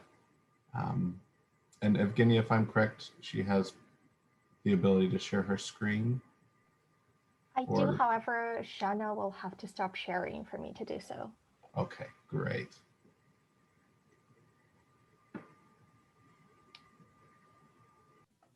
It's exactly in the middle of the like in the bottom, in the middle, a red or green button.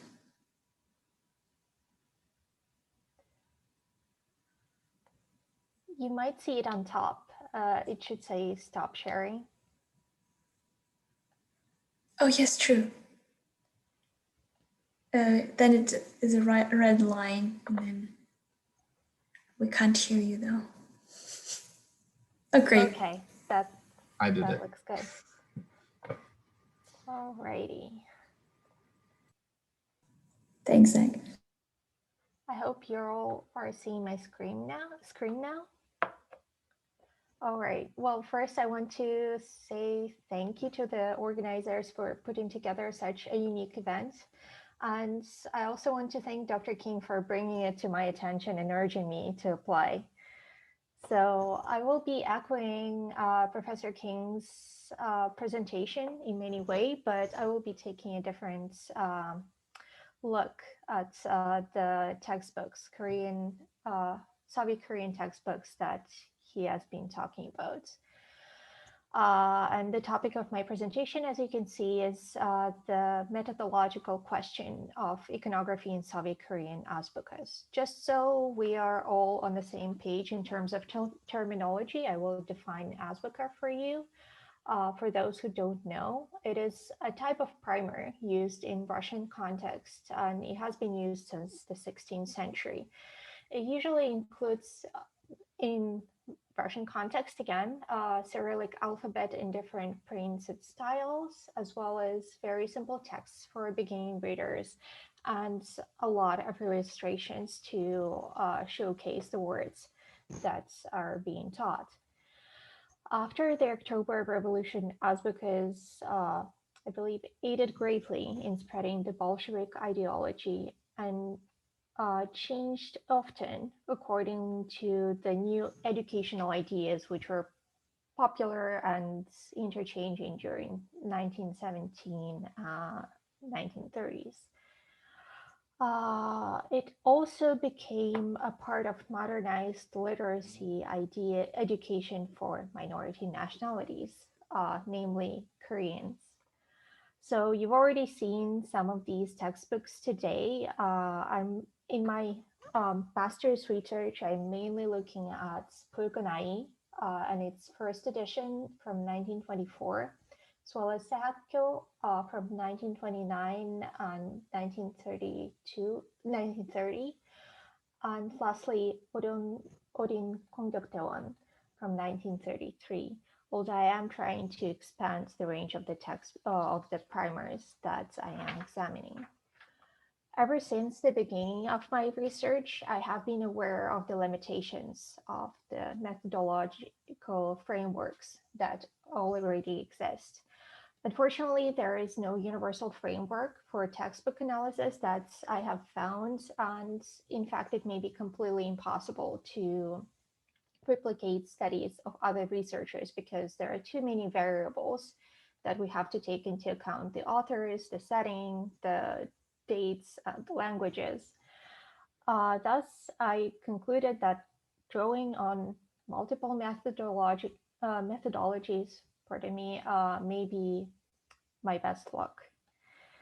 So initially, I was basing my research on the works of Michael Apple and Linda Christian Smith, who analyzed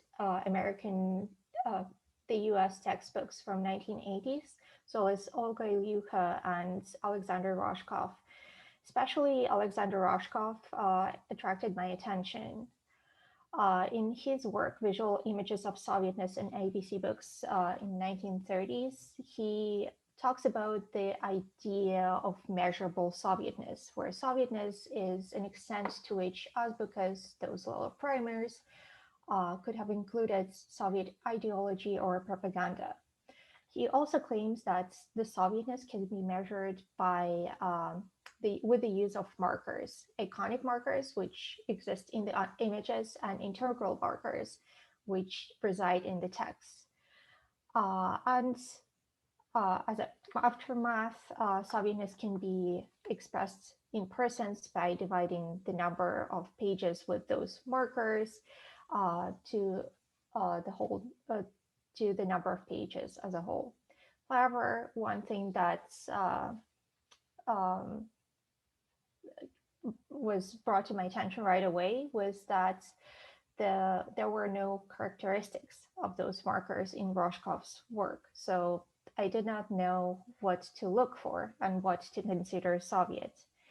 Therefore, I turned to another researcher's work, Lorraine de la Fay, and her thesis, Empire's Children, where she defines Soviet childhood as bearing characteristics of modernity, collectivity, and rationality.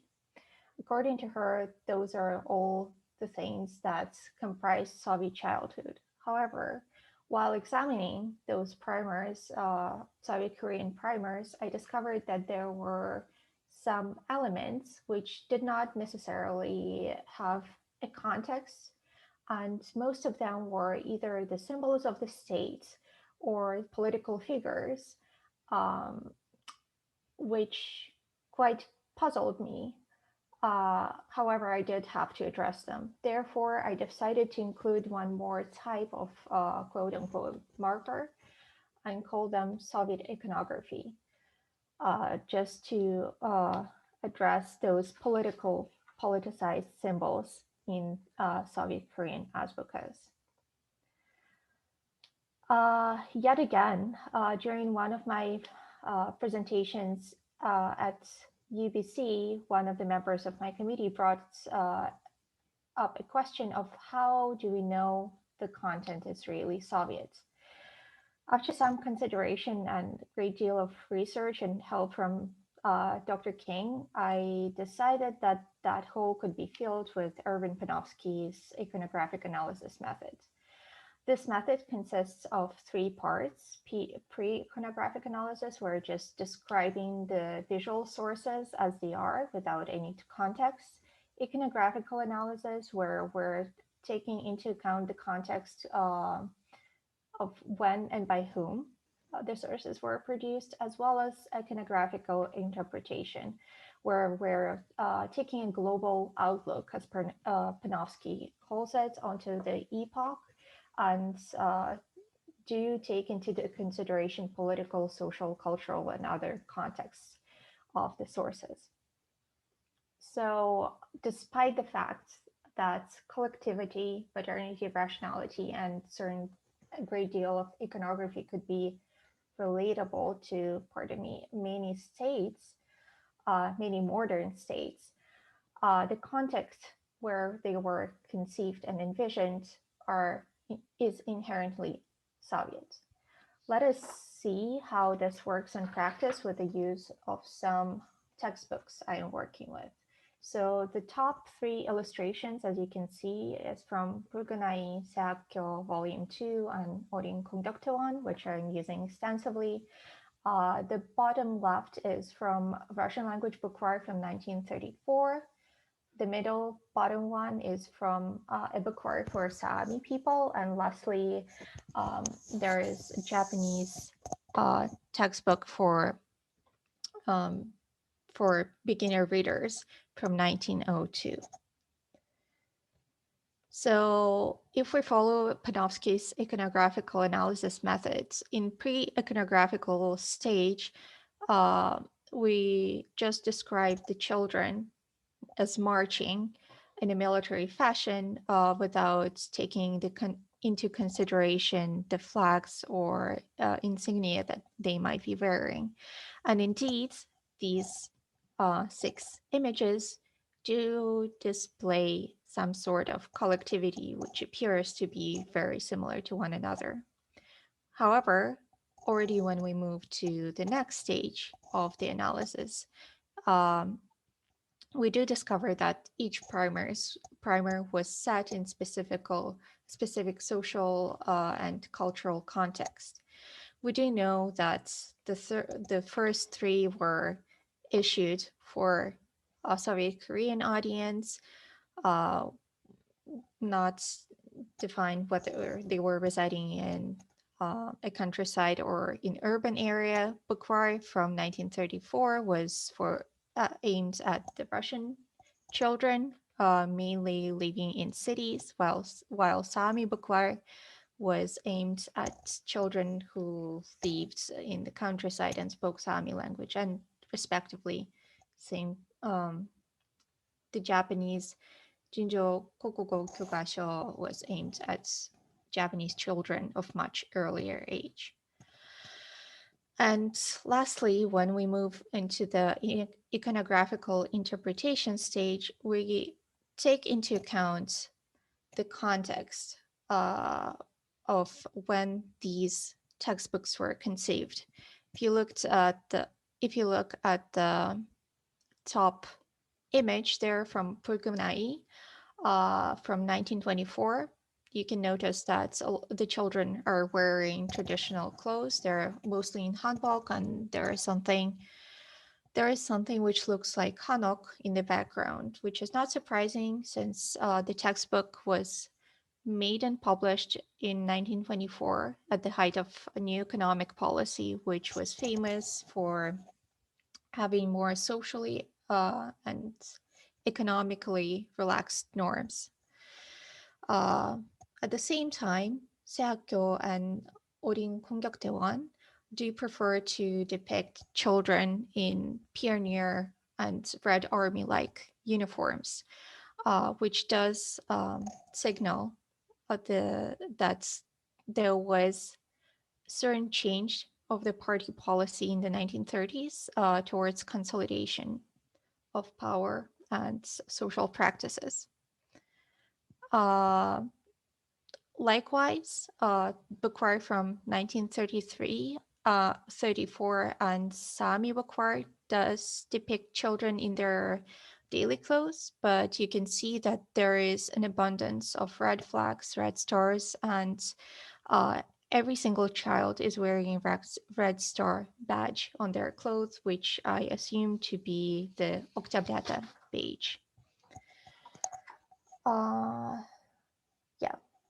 Well, if we look at the Jinhye Kokugo Kyogasho, of course, we do not see any Soviet iconography at all, obviously, because it was made for Japanese children. Instead, we do see Japanese Empire flag and imperial flag, and the clothing that children are wearing is reminiscent of that Japanese soldiers would wear, mixed with yukatas. All right, so to reiterate what I have talked about, there is no ideal framework that I could find to work on the images in those Azbukas from 1924 to 1937. Therefore, my theoretical framework will have to consist of 3 different pieces. Mainly, I will be relying on Ryzhkov's idea that there can be measurable Sovietness, signaling how Sovietized a population would be or could be. I will also be categorizing the markers, which Ryzhkov doesn't define according to Delafay's research, and adding my own marker of iconography, which adds up to 4: modernity, collectivity, rationality, and iconography, and using elements of Panofsky's iconographic analysis method to reassure that there is no confusion about the textbook's background. With this, I'm really hoping to achieve my goals and examine the attempts of creation of Soviet Korean identity through the universal literacy campaigns in Soviet Union. Thank you. Thank you. That's great. All right, we look forward to discussing that as well. These have been fantastic discussions and topics. And we'll move forward with Yulia Khan's discussion of Sakhalin Koreans. She's from Auckland University of Technology. And without any further ado, please, you have control. Awesome, thank you. Tēnā koutou katoa, and hi everybody. My name is Yulia, and my talk today is titled Discourses of Settlement and Belonging Among Sakhalin Koreans.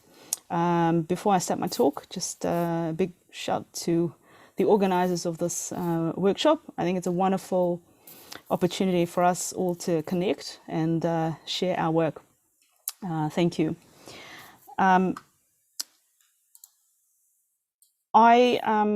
I will just briefly talk about Sakhalin and Sakhalin Koreans. It'll be a very brief overview given the time constraints. I will then move towards the actual notion of identity, share some theoretical considerations that I've got, my questions, and the methodological approach that I'm using.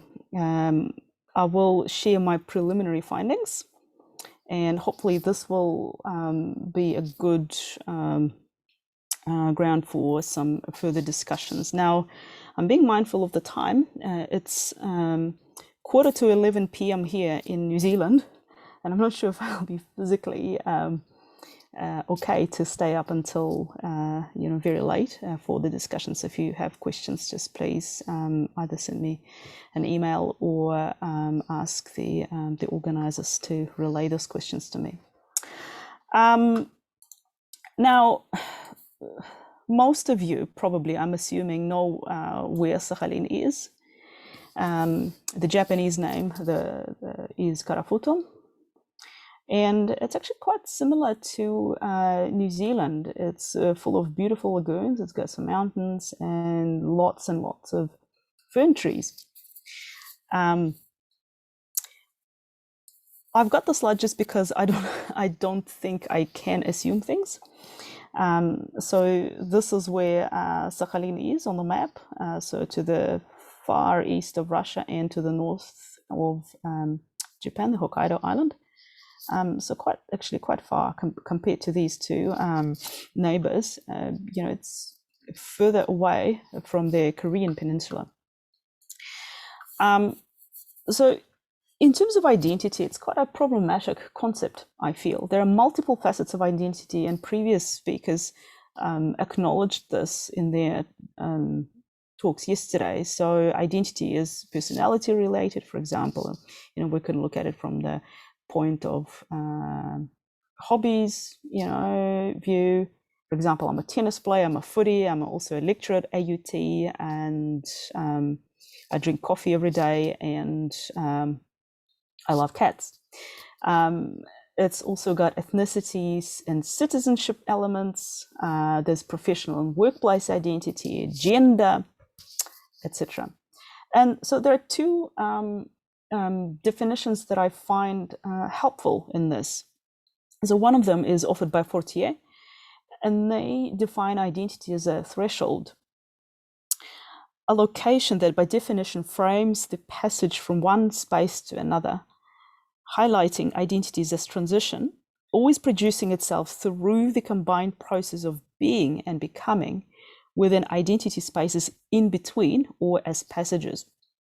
Another definition that I find helpful is offered by Professor Sigrid Norris, and she talks about identity elements. She offers an analogy with chemical elements, such as oxygen, hydrogen, and gold. So they are whole in and by themselves, but can also combine to form larger or different wholes. Different elements can be found in different ways. Gold can be found free and unattached in the natural world, whereas oxygen and hydrogen are highly volatile when free and must be combined with others. So in a similar way, it can be said that gender is more like gold, whereas occupational identity element is probably more like oxygen in that it's highly situation dependent.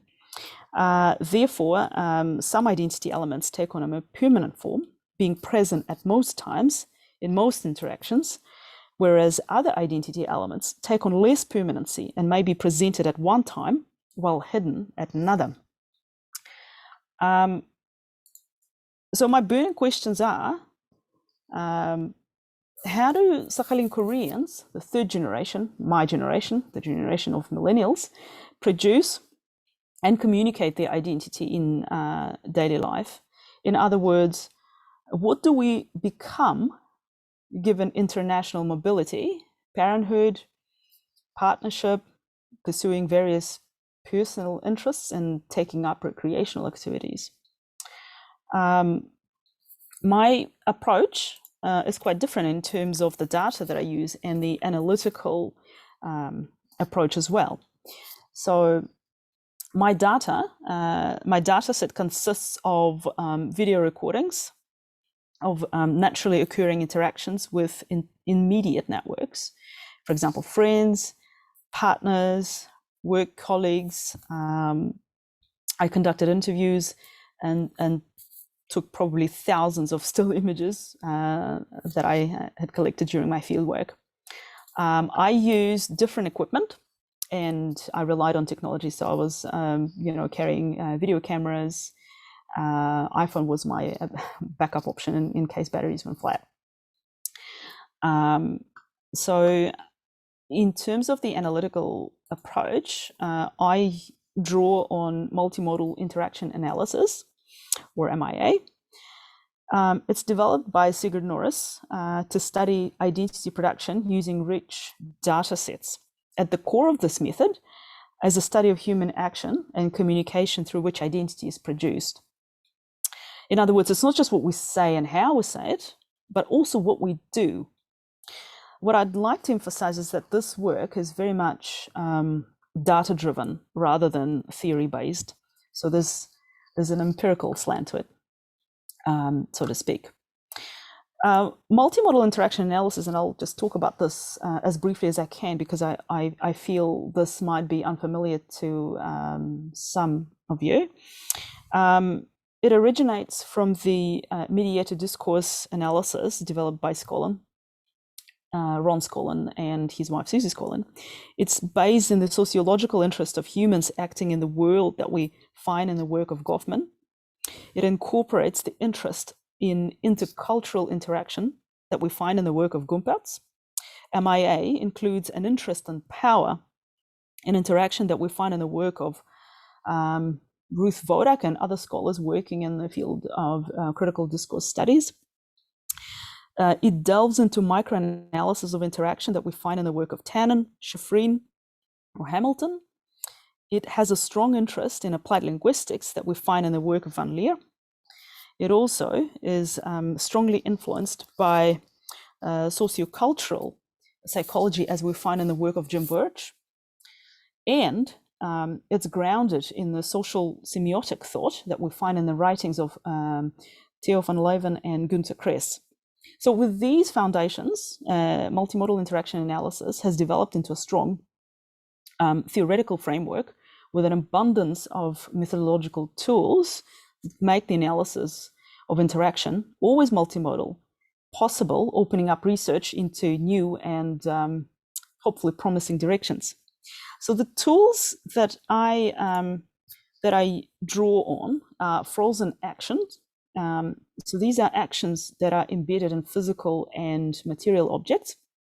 Site of engagement, the real-time window open through the intersection of social practices and mediational means that enables an action to occur. And this window is opened by a convergence of social practices. And finally, mediational means or cultural tools. So these are physical or psychological objects that mediate between agents and their social worlds. They can also be defined as carriers of social, cultural, and historical formations that amplify certain social actions and limit others. In this paper, I'm only offering a partial analysis of the data that I collected here in Aotearoa, New Zealand. It's actually a part of a larger video ethnographic project, which includes data from Russia and South Korea. So my New Zealand participants are, I've got two main participants. So the first one is Larissa. She's in her 30s, third generation Sakhalin Korean, born in Sakhalin, grew up in Siberia, and now lives in Auckland with her Kiwi-Irish husband and a young daughter. The second participant is Igor. He is in his late 20s, third generation Sakhalin Korean, born and raised in Sakhalin, and now lives in Auckland with his partner from Poland.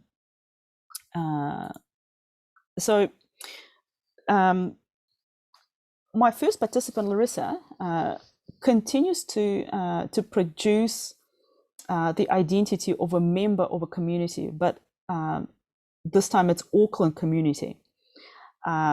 She reads local newspapers, for example, Paperboy and East and Base Korea. These are the local Auckland newspapers. She says she really likes it. She likes Paperboy, for example, because it offers some good articles about what's happening around. And through this practice, she demonstrates the continuity of reading newspapers. She used to read them back home in Russia, and now she continues reading them in New Zealand. This is another example of settlement and continuity. So through Paperboy, and also an article from this newspaper, and an election flyer that I saw on one of her side tables. She produces the identity of a citizen and a member of the democratic society. So on the right-hand side, you can see there's a pamphlet of the Labour Party and the current leader of this party, our current Prime Minister, Jacinda Ardern, of whom we are very proud here.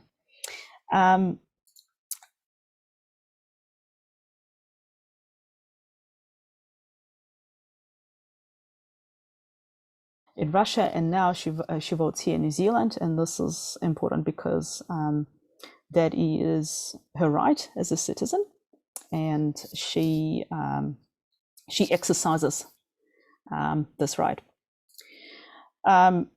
Another practice is food consumption, and here we see shifts rather than continuity. The food that she produces, that she consumes at home is mostly Western food, whereas in Russia she used to eat a combination of Russian and Korean. This is me on the background, and this is my participant. In terms of cutlery, she uses a knife and fork. Okay, and this is some potato and some meat dish here that she eats. So if we look at what she eats at a restaurant, it's Korean food, and Korean food is only eaten at restaurants, not at home anymore. Here, so she's using chopsticks, and actually she's quite confident using chopsticks, I must say. Because I was right there with her. This is our final interview. My second participant also produces continuity of some practices as part of his settlement. For example, Taekwondo practice. He used to practice.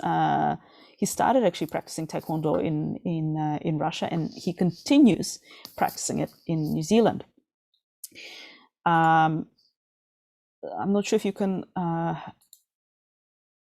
view this.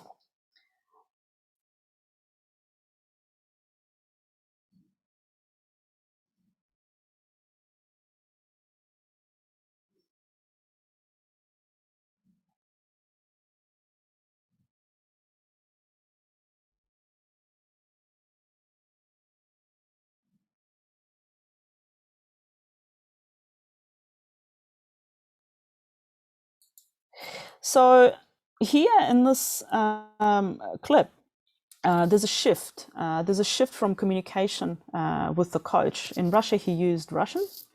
In New Zealand, he uses English. Also on the background, you hear some, I think it's an American hip hop music on the background. So there's a linguistic shift here in terms of communication. Yulia, sorry, I think we couldn't hear you.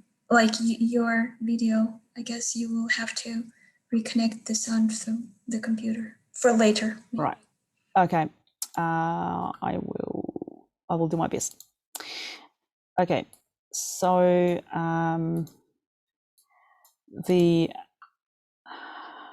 what have I done? Hang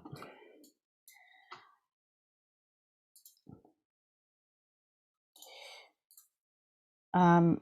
Sorry, can you still see my slides? Because I'm just a little bit stuck here with my PowerPoint.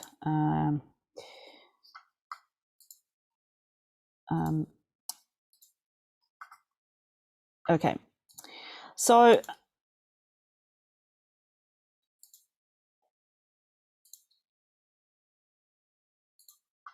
in terms of wearing black, and you can see that this is also a production of identity, and this is so through this color and through this object of black uniform, there's dual identity, belonging to the club and also wearing the national color of New Zealand. Black is our color. Now, Igor now represents New Zealand at Taekwondo Championships. So before he would represent Russia, now he's representing New Zealand. And also this is part of his discourse of belonging.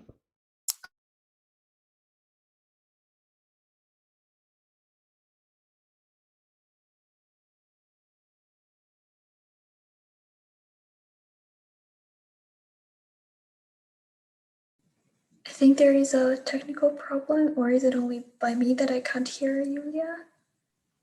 It appears she's frozen. Okay. I think her internet. Hey.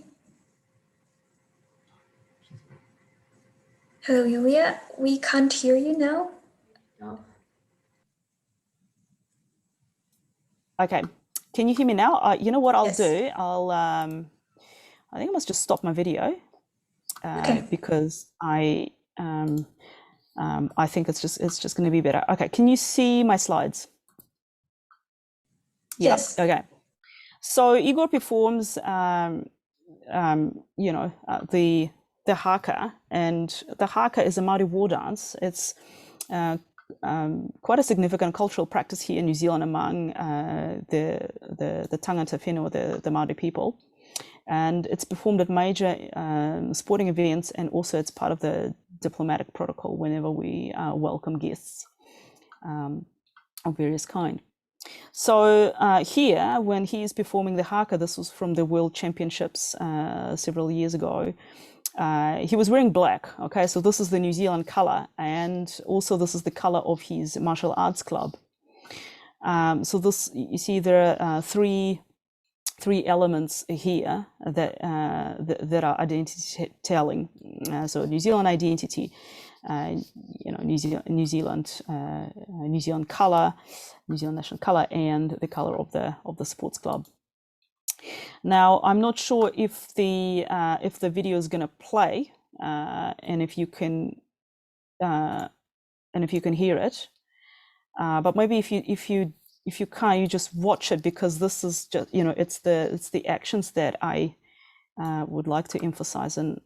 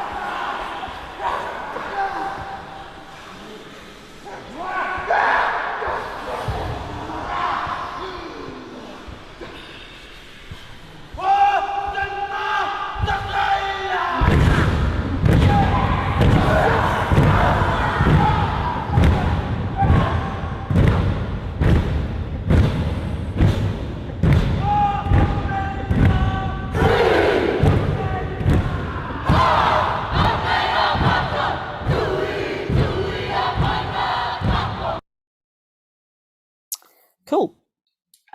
So I think it's actually pretty exciting then, that to see, such a performance, considering that Igor is a migrant and he's he's Sakhalin Korean now living in New Zealand, and he's involved in the performance of the Māori war dance. So to summarize, what have I got here is that one object embeds multiple actions, multiple frozen actions, and various identity elements. One identity element can also be found in various objects, right? And this multimodal approach has allowed a richer understanding of identity. I've got some emerging themes here. So the first one is the continuity of practices in various sites. For example, reading local newspapers and voting, or practicing Taekwondo. The other theme is shifts in practices in various localities and sites. So, for example, eating habits at home now and then, communication, a shift from Russian into English, and representing New Zealand abroad. Now, before, my participant was representing Russia, and he was, proudly waving the Russian flag. So looking ahead, I'm focused on the analysis of actions, because through actions we forge new identities and new ways of being. Citizenship and ethnicity are not final, and we can see this as people move countries, they adopt new citizenship, they adopt new practices through the process of settlement. And some of these practices indicate adaptation and how they develop a sense of belonging to a new home country. And the next step for me is conducting a comparative analysis between identity production of Sakhalin Koreans in New Zealand and Russia and South Korea. So I'll be closely looking at the Russian and South Korean data that I've got. And on this note, I'd like to thank you. And if I'm not if I'm not able to stay up late for discussion, my apologies. And I'm keen to hear your critique, your questions, your comments via email or via the organizers. If you can direct your questions to the organizers, I'd be more than happy to answer them. And I can now see one question from Svetlana about identity aspects highlighted in my presentation. I haven't used Goffman's theory in my research yet, especially here in this paper, because I focused on the identity shifts and the discourses of settlement. I really think that Goffman's research is actually, Goffman's theory is quite helpful, particularly when it comes to the presentation of self, how one presents themselves in life. And the other work of Goffman that I find particularly interesting is his book that he wrote in 1963 on stigma and spoilt identity.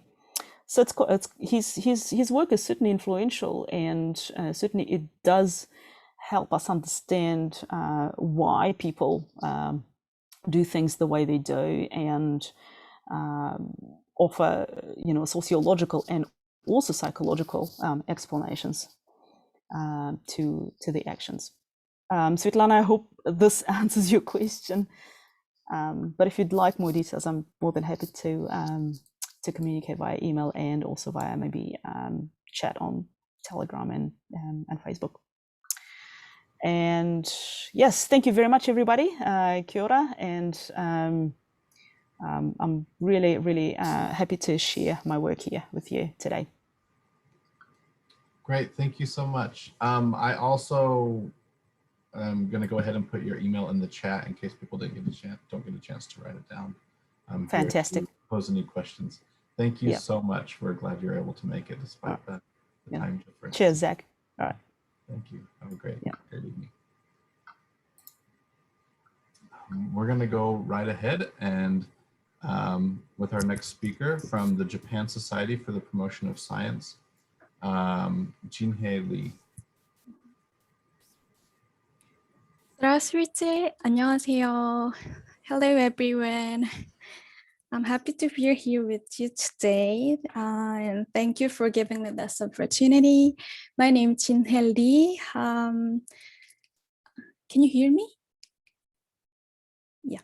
Now I'm a postdoctoral fellow of JSPS at Auckland University here in Japan, Osaka. Actually, I'm not good at English, but I will try my best. First, let me share my presentations.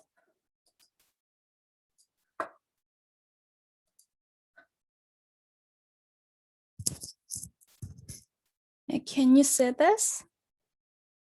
Okay, thank you. Yeah, I'm gonna talk about today is integration and transformation of ethnic minority in post-Soviet. As you can see, I have divided my presentation into the following 8 parts. First, I'm gonna look at the introduction. I examine the developments and nature of social integration and the transformation of Kazakhstani Koryo Saram and their newspaper, the Koryo Ilbo. The purpose is to investigate and analyze the social dynamism of the Koryo Saram community after Kazakhstan's independence in 1991.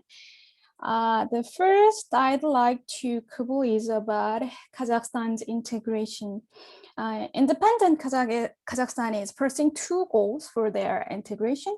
The first is to secure a public domain led by the government based on the Kazachification. Kazachification means nationalizing ethnic minorities to integration them with the Kazakh people and Kazakh language, history, and culture. It presupposes this as a common value for citizenship of Kazakhstan. The second is to guarantee the autonomy of ethnic minorities. For that, the government, Kazakhstan's government has established a political organization, Assembly of People of Kazakhstan. It is called APK for short, and it's in order to accommodate the diversity of multi-ethnic Kazakhstan. Let's move to next. Then who is the Koryo Saram? There are more than 100 ethnic minorities in Central Asia, which has inherited the Soviet legacy. And Koryo Saram refers to the Korean diaspora living in the former Soviet Union, and it's how they identify themselves. Koryo Saram in Kazakhstan account for about 0.6% of Kazakhstan population.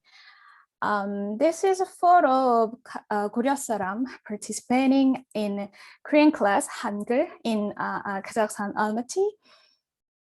As you can see from this table, currently there are so many subcategories within the Koryo Saram community in Kazakhstan. It's due to their history of their migration.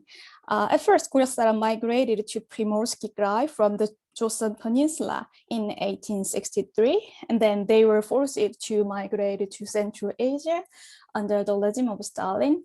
After Stalin's death, they were free to move. And after the Soviet Union collapsed and the former Soviet Union state gained independences from 1991, they were forced to adapt and assimilated into the new political and new social systems of each country. Moving on to the next part, then what is the Koryo Ilbo? It was first published in Primorsky under the title Sonbong. After being forced to move to Central Asia, it began to be published under the title Lenin Gichi. It was to promote and educate the Koryo Saram about the ideology of socialism. And that is why it was censored in the Soviet era. And then after the independence of Kazakhstan, well, the newspaper was located in Lenin Gichi, was reorganized from a newspaper for all of the Soviet Union into the only one of Kazakhstan national newspapers, and it was renamed Koryo Ilbo in 1991. In particular, as shown table 1, the frequent changes in newspapers trip editor over a short time illustrated a very unstable situation after Kazakhstan's independence. The political situation surrounding the newspaper due to its privatization in 1999, especially repeated changes in personnel management, has affected the editorial tone. Yeah. Nowadays, the Koryo Ilbo has only 4 employees, and just only one of them, who is 70 years old, can write article in Korean, which indicated a shortage of manpower. The study of former Soviet Union itself increases in the 1990s after its collapse.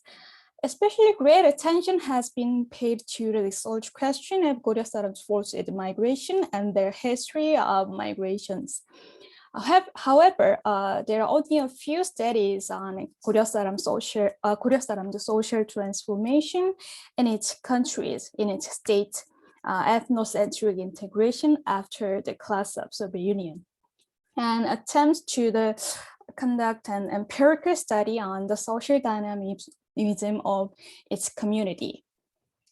So in my research, I'd like to examine focused on how the Koryo Saram is responding to the integration of Kazakhstan and how they are changing their identity by an articles of Koryo Ilbo. Now let's move on. All articles from 1991 to 2017 were listed by titles and writers' names and dates and number of pages and simple contents.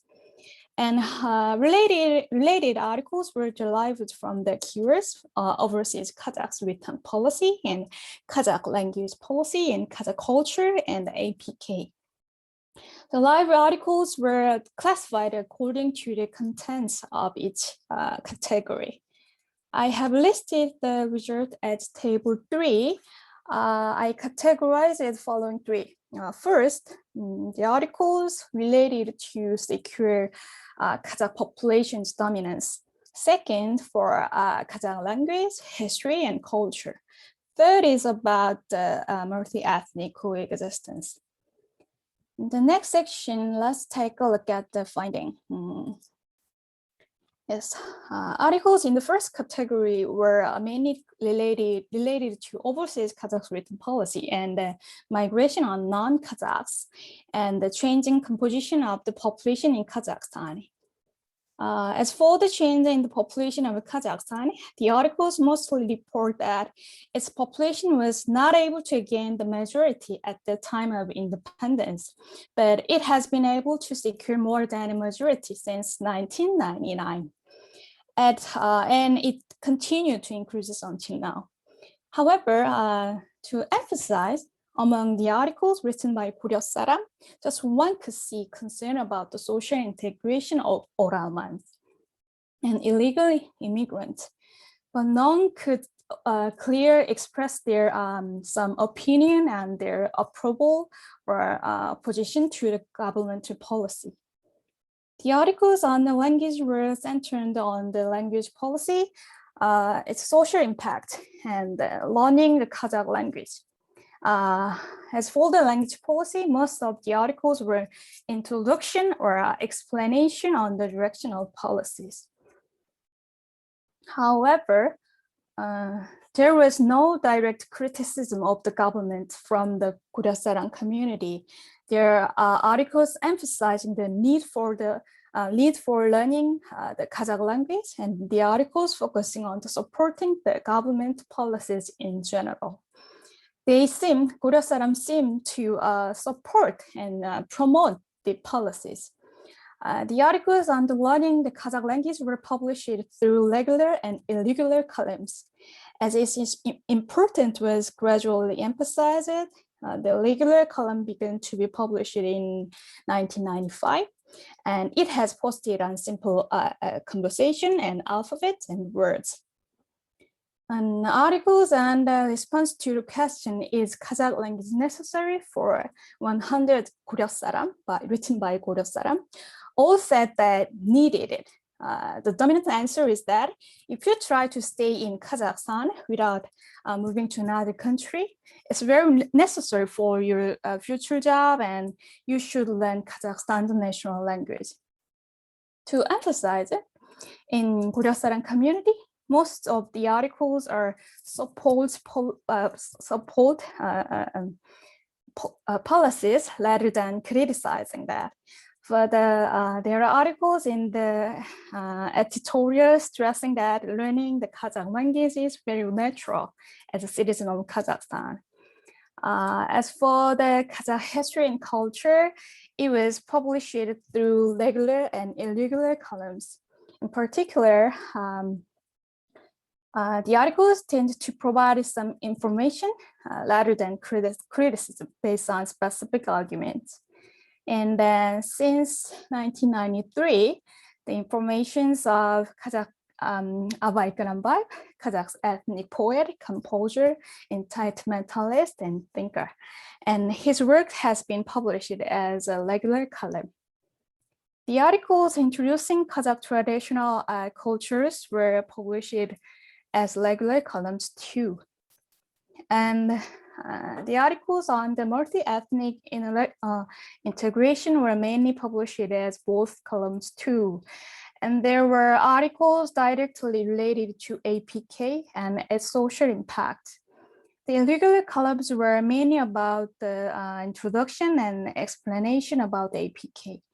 And in addition, the articles were on the activity of ethnic organizations such as Koryo Saram Association, Koryo Gukjang, like that, for Kazakh traditional anniversaries such as Nauruz and Gurbanite and so on.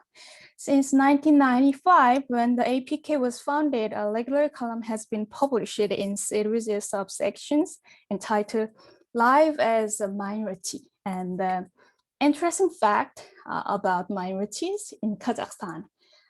Through the two regular columns, the Kazakhstani Koryo Saram recognizes Kazakhstan as their homeland. The Koryo Saram argues that they need to take a pride in themselves to be citizens of Kazakhstan. There are some articles that confirm the willingness of the Koryo Saram to be citizens of Kazakhstan. It also stressed that they recognize it playing some diplomatic role between their historical homeland, Korea and Kazakhstan. And they claim that it is their own duty. Yeah, next is same too. Thus, let me sum up the main points. My research sought to identify changing in the Koryo Saram community in Kazakhstan and their identity through the Koryo Ilbo, through articles introducing or explaining the governmental policies and the existence of regular columns and the arguments in the articles. We were able to know the Koryo Saram response to the Kazakhstan's integration. In particular, articles tended to support the government policy, and it was linked to the creation of new regular column. The tendency has this tendency has also been seen in the Leningrad in perestroika period. At the time, the Koryo Saram very actively expresses their opinion on ethnic regeneration, for example, language and culture and so on. And then through the regular columns. But Kazakhstan Koryo Saram, who took a new turn after the collapse of Soviet Union, they expressed support for the government through the regular column on Kazakhstan's integration. In other words, the identity of the Koryo Saram, built by ethnic regeneration in perestroika, is being transformed under the new task of integration of the former Soviet Union state. And the Koryo Saram in Kazakhstan was very actively participating in the integration by the government and rebuilding their identity as a citizen of Kazakhstan and one of the Kazakhstan. That distinguished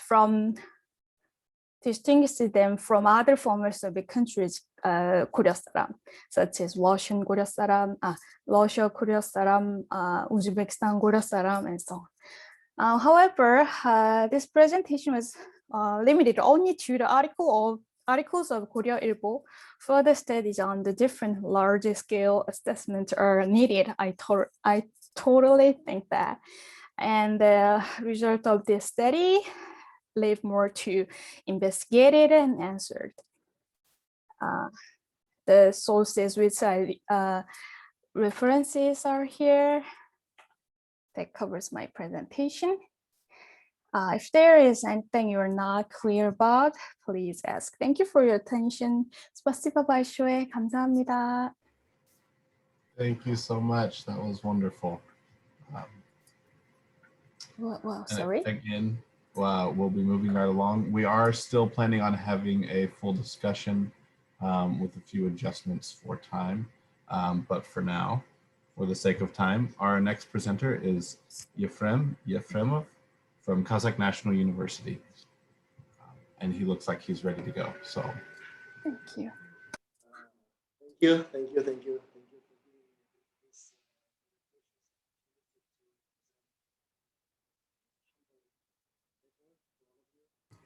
We've lost our audio. There we go. So let's, I will start. Dear colleagues, I would like to welcome all of you to this event, and for me it's a great honor to have the opportunity to present my paper to you. And so here I'm very pleased to represent the Institute of Asian Studies here today that it is established at Kazakh National University.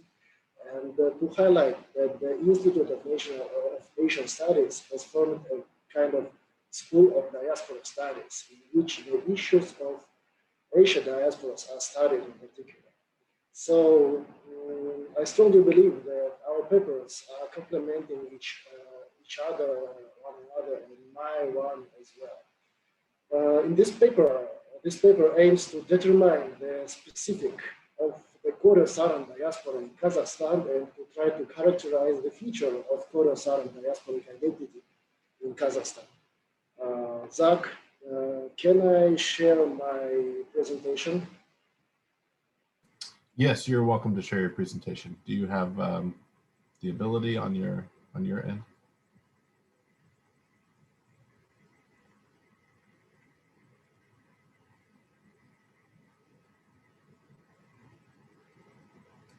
I think you've started at the end.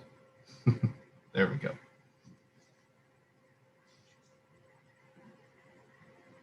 That was a great preview. Thank you. All right, go ahead. So, Koryo Saram. There is an enormous number of definitions of the concept of diaspora. However, first and foremost, diaspora should not be confused with an immigrant community. I adhere to definition that a diaspora is a community that has already passed the diaspora formation process, meaning that when immigrants have already become citizens and have acquired a national identity of the host country. So simultaneously, for the formation of diaspora, it is necessary that the overwhelming or even the absolute majority of the members of this group should be citizens of the host country. So in today's speech, the main provisions characterizing the Koryo Saram diaspora are going to be defined. So first of all, diaspora means triple identity, the trinity of identity. Here, I would like to emphasize that I agree with Professor Janna Ballod that diaspora is characterized by a triple identity. Namely, first one is ethnic identity. That means the awareness of oneself as a member of a certain ethnic group. In our case, it's a Korean ethnos. Second one is a national identity. So national identity means awareness of oneself as a citizen of the Republic of Kazakhstan. So Korean should be simultaneously feeling as a citizen of the Republic of Kazakhstan. And third one is a diasporic identity, means awareness of oneself as a member of the diaspora group, which is in our case Kazakh Koreans, or in other words, it's Koryo Saram. So the sum of those three identities means to be Koryo Saram diaspora, in our case in Kazakhstan.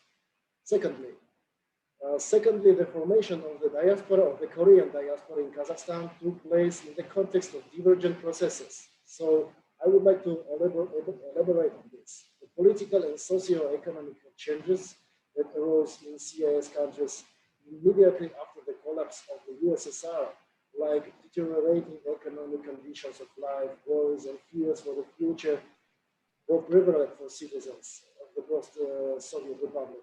With the collapse of the USSR, the accelerated process of alienation of people led to fragmentation and to nuclearization of ethnic community of Koreans in the USSR that had formed during the Soviet era. This fragmentation has become the reason for the formation of new communities such as Kazakh Koreans, Uzbek Koreans, Tajik Koreans, and of course Russian Koreans. So it is worth noticing that the identity of Koreans in the CIS is distinguished by a complex of structures. The difficulty in defining identity lies in the fact that diasporic self-awareness is often confused with ethnic and national self-awareness, although it does not completely coincide with them. Such a confusion of concepts occurs because all three communities of people, differing from each other in many ways, carry one initial core, which is ethnicity. Third is that it should be noted that individual identification does not always coincide with group identity. So during the course of life, an individual's identification can change several times. However, the group identity of the diaspora will remain constant. The group identity of the diaspora is a kind of superstructure which lies above and remains unchanged under any circumstances. Thus, the Koryo Saram of Kazakhstan will be associated with the diaspora of Koreans in Kazakhstan. Although at personal level, it means one's identification can be flexible and change depending on a specific external factors at a certain moment of life. Fourth, if we talk about the group of Koryo Saram in CIS region and particularly in Kazakhstan, which is generally similar, it should be pointed out that there is a heterogeneous, means different group of Kazakhstan, which is called Sakhalin Koreans, who do not identify themselves as Koryo Saram. Despite that, they are a part of the Korean diaspora of the Russian Federation. So although it would be incorrect to classify them as the diaspora of Koryo Saram in Russia, therefore, in the context of my speech, it would be inappropriate to talk about them. Fifth, due to certain political processes of 20th century, two states were formed on the Korean peninsula, and it is worth mentioning that Koryo Saram has one historical homeland called Choson, and now recently they have two ethnic homelands. One is DPRK and one is Republic of Korea. So sixth, the fundamental feature of the diaspora is the presence of a connection with the historical homeland. However, the Koryo Saram, for Koryo Saram, this connection has an interrupted structure. So it means that since initially, then Koreans moved to the Far East, this connection was maintained. And later, after the deportation, this connection broke off and was restored relatively recently. So seventh, it is worth noticing that nowadays a very large number of ethnic Koreans have left for the Republic of Korea to earn money with the appropriate visas. And the reason for this is the economic factor and not the desire to return to the ethnic homeland. So besides the mentality and cultural difference determine the difficulty to assimilation, and up to 85% of Koreans are ready to return or re-immigrate from the Korea or to return to the country of which they are citizens if their local economic situation improves. So to confirm the fact that the Koryo Saram in Korea have no intention of assimilation, but on the contrary, seek to isolate themselves from the local society of Hangugin Koreans, local Koreans, South Korean citizens. The association of Koryo Saram in the Republic of Korea was established. So consolidating the Koryo Saram in Korea and kind of opposing themselves to the mainstream population of the Republic of Korea. So moreover, I would like to notice that Korean diasporas are not identical to each other, and therefore they are not one big diaspora, as one might say, as a global Korean community. In other words, it would be incorrect, in my personal opinion, to label all Koreans as a meta-nation. In this case, I believe that Koryo Saram of Kazakhstan and Russia are comparable with the Chosunjo Korea diaspora in China. Of course, it is necessary to acknowledge difference in the policies of the states themselves for ethnic minorities, and the organizational structure of Kazakhstan and China is also an important factor as well. Even though both states are unitary, China has autonomous entities as well. For example, in China, Koreans have their own territory unit, the Yanbian Korean Autonomous Prefecture. So the presence of a separate territory for the settlement of the diaspora determines the nature of its existence, and the presence of social institutions contribute to a greater degree of maintaining the diasporic identity, in contrast to Kazakhstan. So in the diaspora of Koreans of Central Asia, and in particular of Kazakhstan, intangible heritage plays an important role in preserving the diasporic identity. Particularly the spiritual ethnic culture, which is expressed in rituals, to these days plays a significant role in the preservation of the diasporic identity. To be even more precise, the funeral and the commemorative rites play very huge role in the preservation of the diasporic identity. Also, it is worth noticing that the classic song Arirang, wrote by Koryo Saram from their ethnic homeland, which is broadly recognized as a so-called anthem of all Koreans, plays a very significant role. But, however, the formation of the diasporic identity of Koryo Saram of Kazakhstan, a significant contribution was made by poet and composer Yang Song-yeon with his song "Chirel Palpal Urora." So, in this term, the modern song Koryo Arirang, written by the Kazakhstani Korean composer Yulia Khan and the South Korean poet Kim Byung-hak, became a so-called anthem of modern Koryo Sarams of the CIS. Nevertheless, the material component of the preservation of the diasporic identity of Koryo Saram of Kazakhstan cannot be ignored either. So it is crucial to pay attention to the gastronomic aspect. So although modern Koryo Saram has lost their historical ethnic components, such as housing and its structure, for example, Korean style warm floors like ondol, or Korean traditional clothes like hanbok, they are not worn in everyday life, but from gastronomic point of view, the Korean diasporic identity has been preserved in full. So in any Korean home, you can always find the doenjang called the chai, or gamjang called jjigae in the refrigerator. In the everyday cuisine of Koryo Saram, there are always salads ready, kind of gajicha or kimchi or gorgopcha, or a sort of carrot salad. And in Kazakhstan, the local cuisine is represented in the Koryo Saram's houses as well. So you can notice that baosats, it's kind of dough puffs, and kaurdak and either cloth can be seen on the table of Koryo Sarams in Kazakhstan or in Uzbekistan, either in Russia.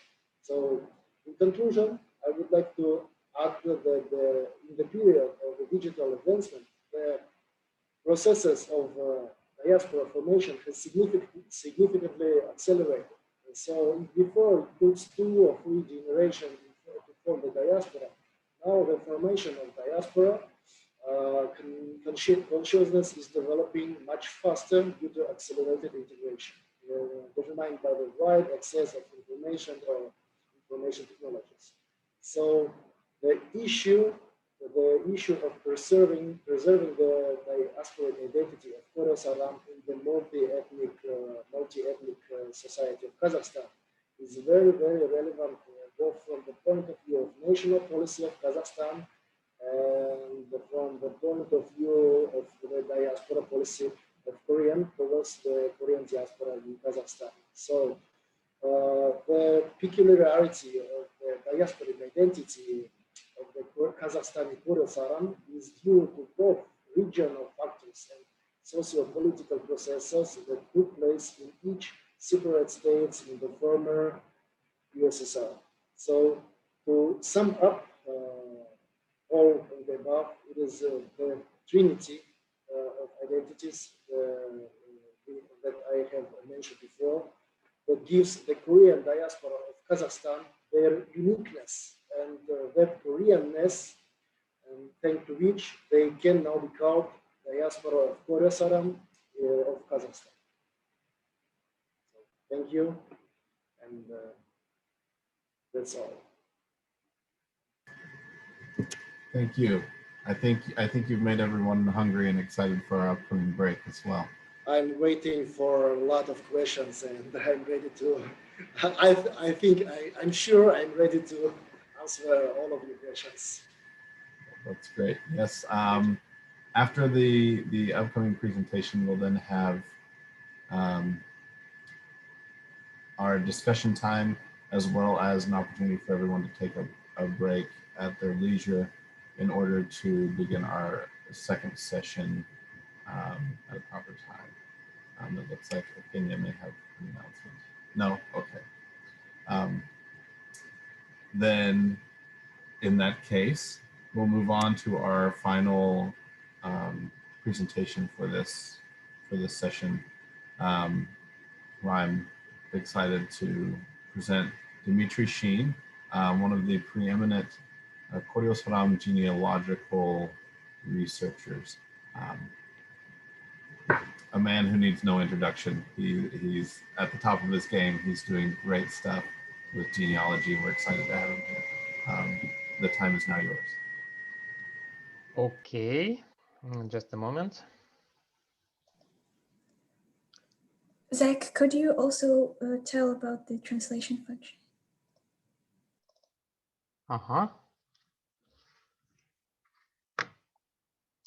Меня слышно, да?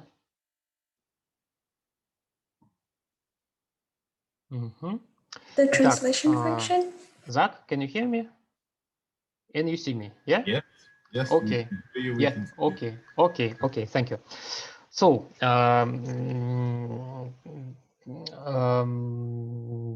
так, дорогие друзья, я сегодня буду вести презентацию на русском языке.